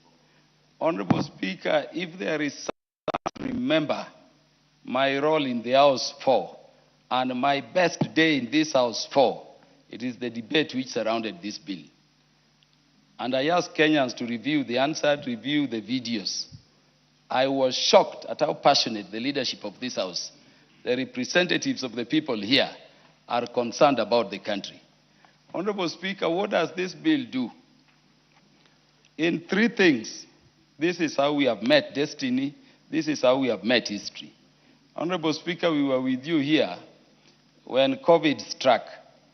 And before that, nobody in Kenya, least of all us, ever imagined, Honorable Speaker, a time would come when we would all be locked in our houses and in our rooms unable to interact with anybody. And the economy would be shut down completely. Honorable Speaker, just a short while ago, we had the Iran-Israel situation, and the Strait of Hormuz got blocked. And you know the fluctuations in oil prices, and the country not knowing how we would sustain the supply chain, more so in respect of fuel and other necessary goods. Honorable Speaker, through this law, we have provided a buffer to the whole nation against extraordinary shocks. And Honorable Speaker, how beautiful is it? And how beautiful can it be that it fell on us as the 13th Parliament, and we are the one doing so? Honorable Speaker, our Constitution speaks to the current generation and future generation a need for equity between them in the manner we apply and use the wealth which come across our time. Honorable Speaker, this law, once assented to by the President, answers that issue of intergenerational equity. And it does not just do so, Honorable Speaker. We are also saying that the current generation is going to provide a link by deliberate strategic infrastructure investment leading into that future to enable them then have a fund that they can move with and a stable country they can be happy about. I don't want to say much, Honorable Speaker, but allow me for once to thank His Excellency President Ruto for the bold and visionary leadership he's given this country. Honorable Speaker, I've always said that it appears to me, doing a historical analysis of all our presidents since independence, that the things which have been deemed impossible for the country, but which are very necessary, it has taken President Ruto to face them boldly, not caring about the consequences that may be to people whose vision is short, to people who don't see beyond the temporal needs of the politics of the time. And he's doing very well. Let me thank President Ruto for his vision around the Infrastructure Act now, for his vision around this sovereign wealth bill, which hopefully, Honorable Speaker, I hope he'll be signing. And I would pray, Honorable Speaker, that if you were to honor the House, this one would have been assented to by His Excellency the President, with even a bigger member of members of Parliament here to witness this, meeting with our destiny. Honorable Speaker, let me thank the Majority Leader for leadership of the House. After you, let me thank the Chair of the Committee. Let me even thank the members of the House, especially those ones we interacted with up to very late in the night when the House has adjourned, processing this thing in unison. Honorable Mukunji, Honorable everybody. And I was so gratified that when you talk about the interest of the nation, there is some unique objectivity and realization that truly comes that beyond our temporal political, posturing, we can do something that is good for the country. And that is why, Honorable Speaker, when we had the finance bill situation from 2024 throughout, Honorable Speaker, the Majority Leader remembers this House as a House which is always standing with what is right for the nation, not necessarily what is political. I thank you, Honorable Speaker, eternally for good leadership of the House and for midwifing, these historical moments we have within the 13th Parliament. And without much ado, Honorable Speaker, allow me therefore to second. Thank you, honorable members. This is not debate time. We have gone over that. Allow me to go to the next level. But as I do that, honorable members, taking cue with what the Majority Leader said, it takes men and women of courage to do great things. And in doing that you'll never finish your journey if you stop to throw stones at every barking dog. Focus on your journey, and if we have to reform this country, we will do so by men and women of courage, the way I have seen this house. I've been in this house since 1992. I can say without any fear of contradiction that this is a courageous house. And this is a house that is committed to changing this country. It is not driven by convenience. It's driven by doing what is right. Keep it up. Honourable members, I now propose the question, which is that the Sovereign Wealth Fund Bill, National Assembly Bill number 7 of 2026, be now read a third time. Yes, Oundo, you've spoken more than 10 times on this bill, but make your comment. Yeah, because Honorable Speaker, people of Funyula sent me to come here and legislate on behalf of people of Funyula and the people of Kenya generally. And Honorable Speaker, my colleagues will bear with me. I'm a very serious legislator, and such a monumental bill cannot go without a comment coming from the great man from Samia. Honorable Speaker, we stand here today actualizing some of the innovative resource-raising measures that have been employed elsewhere. As I said yesterday, and I continue to say, we have a history of having very good bills, very good ideas. But, Honorable Speaker, at the end of the day, we botch them at implementation. We have had so many other grand ideas that have ended up being a sleaze fund, being a scam, and generally embarrassing the country and causing untold suffering. I just hope and pray that those who are going to be charged with running this fund, running the National Infrastructure Fund, are going to be women and men of integrity, who value the interests of the people of Kenya more than lining their pockets, more than simple freeballs that have come as a result of this matter. Honorable Speaker, let me also laud the new spirit that is coming to emanate now. Probably the pressure outside there is forcing us now to start thinking clearly that it's better to come together and not keep on chest-thumping, being antagonistic. As I conclude, Honorable Speaker, allow me to make two statements. The 13th Parliament, yes, we'll go into the history that it has passed some very tough laws that have sometimes inflicted pain on the ordinary mwananchi in this country. That we cannot run away from it. Honorable Speaker, as we probably one day when we come to an end, the simple question we'll ask ourselves, what has been the change of welfare of the common mwananchi? What has been the change in per capita income of the common mwananchi? What has been the change in poverty incidences during this term of the 13th Parliament? Those are the only verifiable, empirically driven measures of the Parliament. Finally, let me also conclude by thanking my friend Honorable Kaluma. He reminds me of a story, and I think he has always said so. You don't have to struggle to vote for the government. Once the government is there, join the government and become happy. I wish I could have that courage and that strength. I would also be singing the same song. Others, Honorable Speaker, House, Honorable Kimani Ichung'wah, Kimani of Molo, Majority Leader, thanks for listening. Thanks also for that robust exchange yesterday. It rekindled my minds in my undergraduate. It reminded me when I was teaching at the university, and I was trying to explain to Honorable Kalori Omondi that in investment appraisal, when we talk about leverage, we are not talking about lien. It's about the mix between capital, income, capital and debt. Now, those are now macroeconomics that we had a very nice time. But otherwise, thanks very much, Honorable Kaluma. I think I need to learn some lessons from you. You never know. Thank you, Honorable Speaker.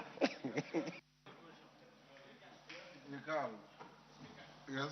Thank you, Mr. Speaker. I don't understand finance much, and I did contribute to this bill in the second reading.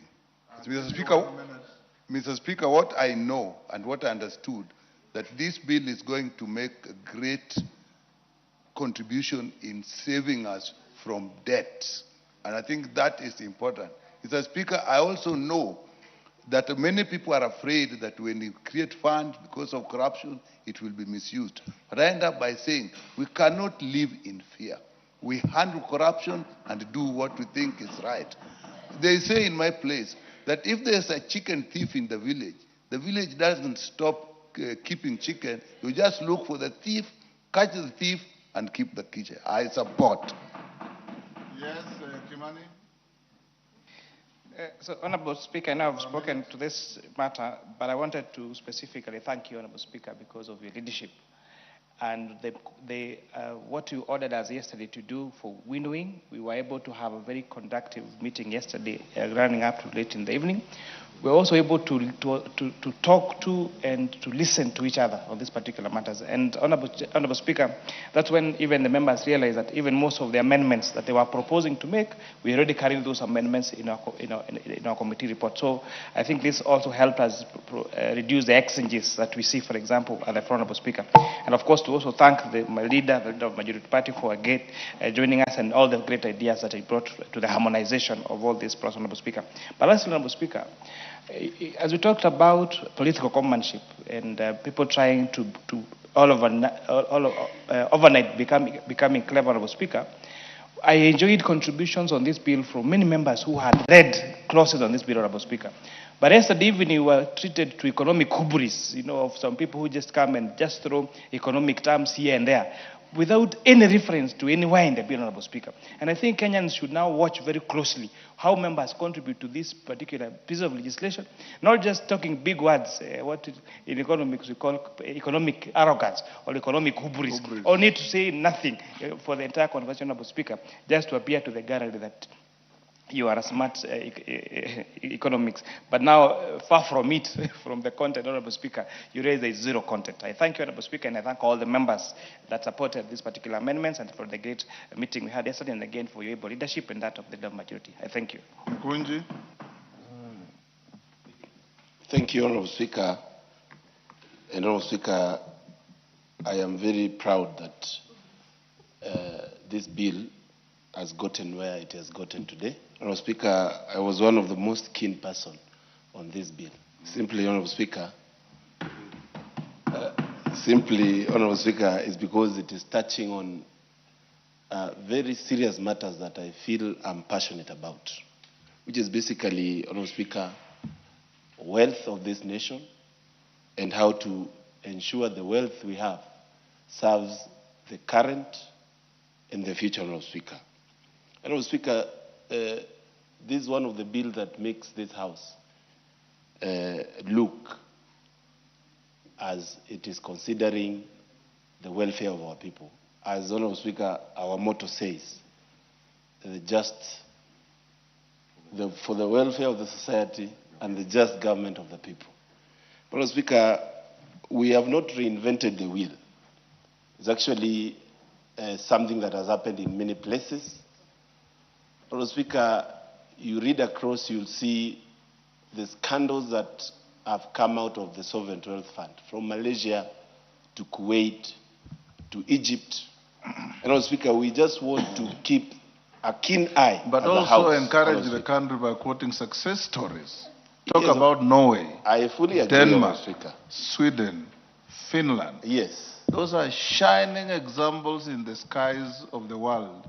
Yes. Of what sovereign wealth funds can do. And, Honorable Speaker, as you have clearly said, of course, those are very few examples, and many countries have the Sovereign Wealth Fund. But, Honorable Speaker, why we were very keen on it is to ensure that this House continues having a keen eye on the usage of the fund and the utilization of the wealth of this nation. That touches on even minerals that, Honorable Speaker, previously we couldn't know how it is, they are being used. Now we know that these resources are going to be somewhere where we are keenly able to follow and see how it is being used. Honorable Speaker, the majority leader is one of the few moments where he has not mentioned the party leader of DCP in his contribution. So now why are you it tells you the seriousness of this bill. Yes. It tells you this bill, Honorable Speaker, is a house for the people, Yes, is a house. yes, Ichungwa. is a house that can. Honorable Speaker, you know this member for Manyata is a young man who is my very good friend, and he did very well, Honorable Speaker. But just to inform him that I mention people based on need. And you see, on serious national matters like this sovereign wealth bill, you can't mention a villager who has no idea on even what a sovereign wealth fund is. And who, when the time he served as a one-term member of parliament, never, you know, he was among those people who just hung around. And he hung around parliament for one term and left. No wonder you hear him leading a movement he calls one term. Because he imagines everything is one term. So Honorable Mukunji, if you wanted me to mention that one term character, and you know, I had the CS Interior describe somebody as Kenyan's #1 goon. And I don't know who the cabinet secretary was describing, but if Honorable Mukunji wanted me to speak about the former one-term member of parliament for Madeira, I would have mentioned him if we were dealing with other non-serious matters, or violence, or such related things. But on a serious matter like the sovereign wealth fund, the two cannot, it's like mixing water and oil. Yes, Mukunji, wind up. I gave you 1 minute. Honorable Speaker, now the majority leader has gone back to his factory setting of mentioning my party leader of DCP. Finish up. But Honorable Speaker, I just want to say that while we pass this bill, I want to actually call upon this House. In the remaining time, we ensure that now we focus on issues that are touching on the welfare of our people, whom we represent, and we are only the people that can speak on behalf of the people of the nation of Kenya. Mr. Speaker, yesterday we had a very interesting engagement. And maybe, Mr. Speaker, while we move forward, the divisions in this House can be reduced to a minimum. Are you timing? I gave Mukunji 1 minute. Yes, Mr. Speaker. 4 minutes. I want to wind up. The divisions in this House, Mr. Speaker, can be reduced to a minimum if we use the winnowing trajectory, especially on matters such as big finance bill, and bills are quite controversial because we got ourselves agreeing on matters and agreeing to change when need be. Mr. Speaker, I commend the leader, the chair of finance and everybody that was able. Rindikeri, 1 minute, and strictly 1 minute. Yeah, thank you, Mr. Speaker. We were all here on this bill, but I want to say also, just like everybody has said, this parliament is in the path of making history. SHA, infrastructure fund, housing, sport, Talanta Studio. The nation has experienced a good leadership of His Excellency the President, who has taken an unpopular path, but creating things for the future. I thank this House for being a keen eye, because this money will be utilized for the future. It is also targeting the marginalized, the abandoned, and discriminated.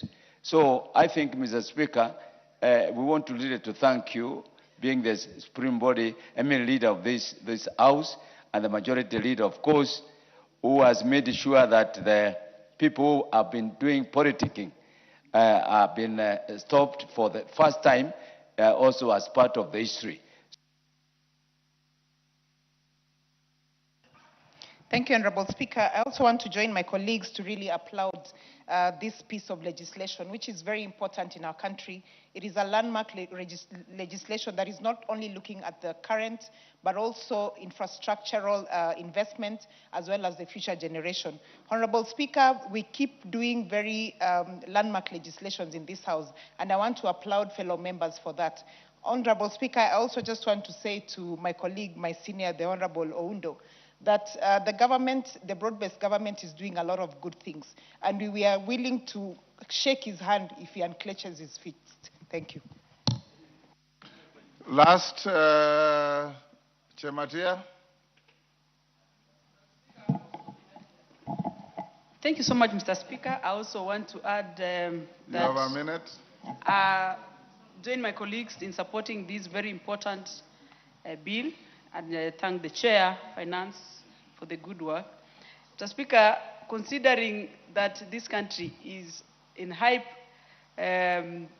gear to trajectory to Singapore, this is one of the documents that is going to give Kenya a good face.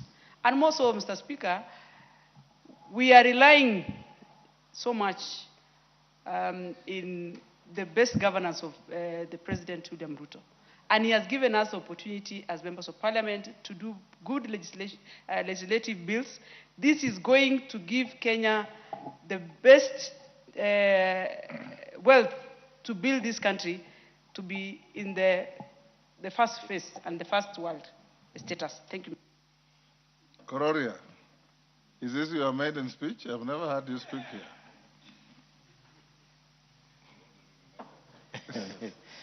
Honorable Speaker, it's not my maiden speech. Yes.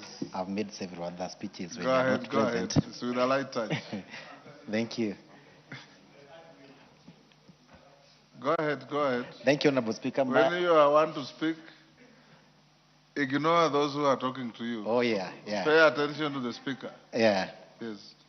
I've just received a text from one of my voters asking what is my take on this bill. That is why I decided to say a word so that they also capture what my opinion is. Mine is to say that this bill is good for this country.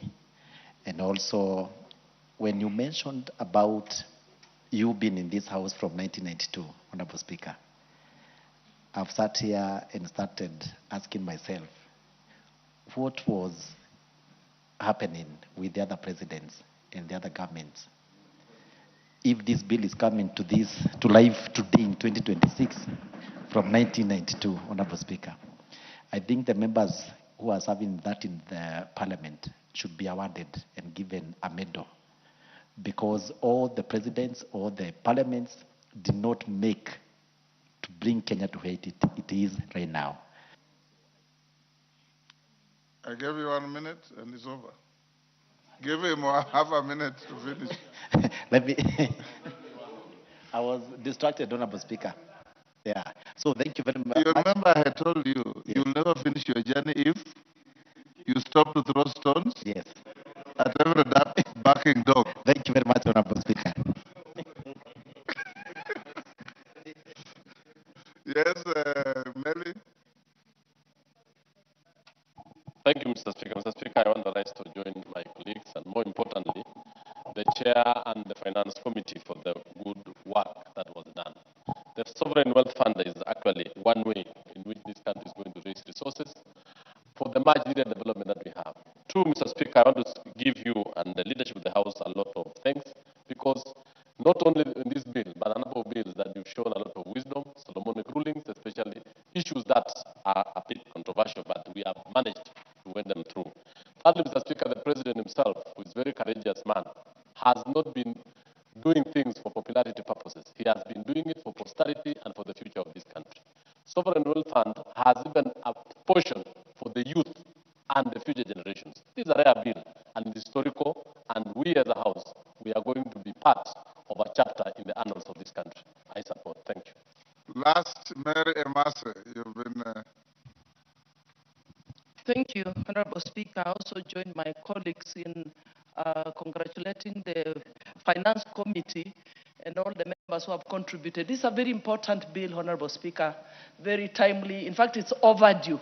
I think this is one of the bills that we should have enacted at the beginning of this term. Honorable Speaker, this bill is basically about savings and investment fund. And it will help this country a lot, Honorable Speaker, even in stabilizing the country against shocks, against rise in fuel prices and many other global shocks, Honorable Speaker. Honorable Speaker, this bill is anchored on intergenerational equity, where that is the principle of today's resources today's revenues should also benefit tomorrow's citizens. So this bill, I think I just must thank the President for this, and we must support it to its conclusion. Thank you, Honorable Speaker. Mario. Thank you, Speaker. I just was wondering whether I would go without saying something.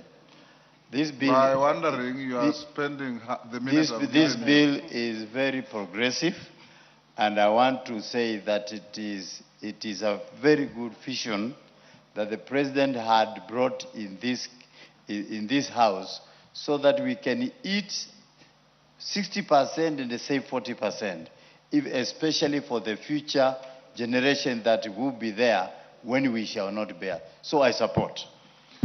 Thank you, honorable members. Majority leaders, I put the question. Your next frontier must be how to consolidate and harmonize laws relating to our mineral resources.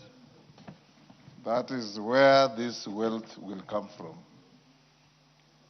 There is some documented history that we have as much mineral wealth in Kenya as oil reserves in Saudi Arabia. So now it is your duty to sit with your colleagues and look at the Mining Act and all laws and regulations relating to mining. How come in our economic survey, mining and the income from mining is not captured even to 5%? And people are mining every day. So Majority Leader, that is, you are the infatigable Majority Leader. That should be your next frontier. With this feel-good factor that this bill has generated, pick and run with it. Honorable members, I now put the question. With the Sovereign Wealth Fund Bill, National Assembly Bill number 7 of 2026, be now read a third time. As members of that opinion say aye. Aye. With those of the contrary opinion say nay. The ayes have it. A bill for an act of parliament to establish the Sovereign Wealth Fund to provide institutional arrangements for the effective administration and efficient management of mineral revenues, petroleum revenues, and monies from other sources allocated to the fund and for connected purposes. Go back to order number 12. Order number 12, the County Assembly Services Amendment Bill, Senate Bill number 34 of 2023, second reading. Chair, Departmental Committee on Labor. Majority Leader, are you holding brief? No, Honorable Speaker, I wanted to beg indulgence on behalf of Honorable Ken Chonga. He had requested that we adjourn this debate for him. He was engaged in other matters in the constituency today. So ordered. Go to the next order number 14. Order number 14, motion, report of the Kenya delegation to the 151st Assembly of the Interparliamentary Union and related meetings. Who was the delegation leader?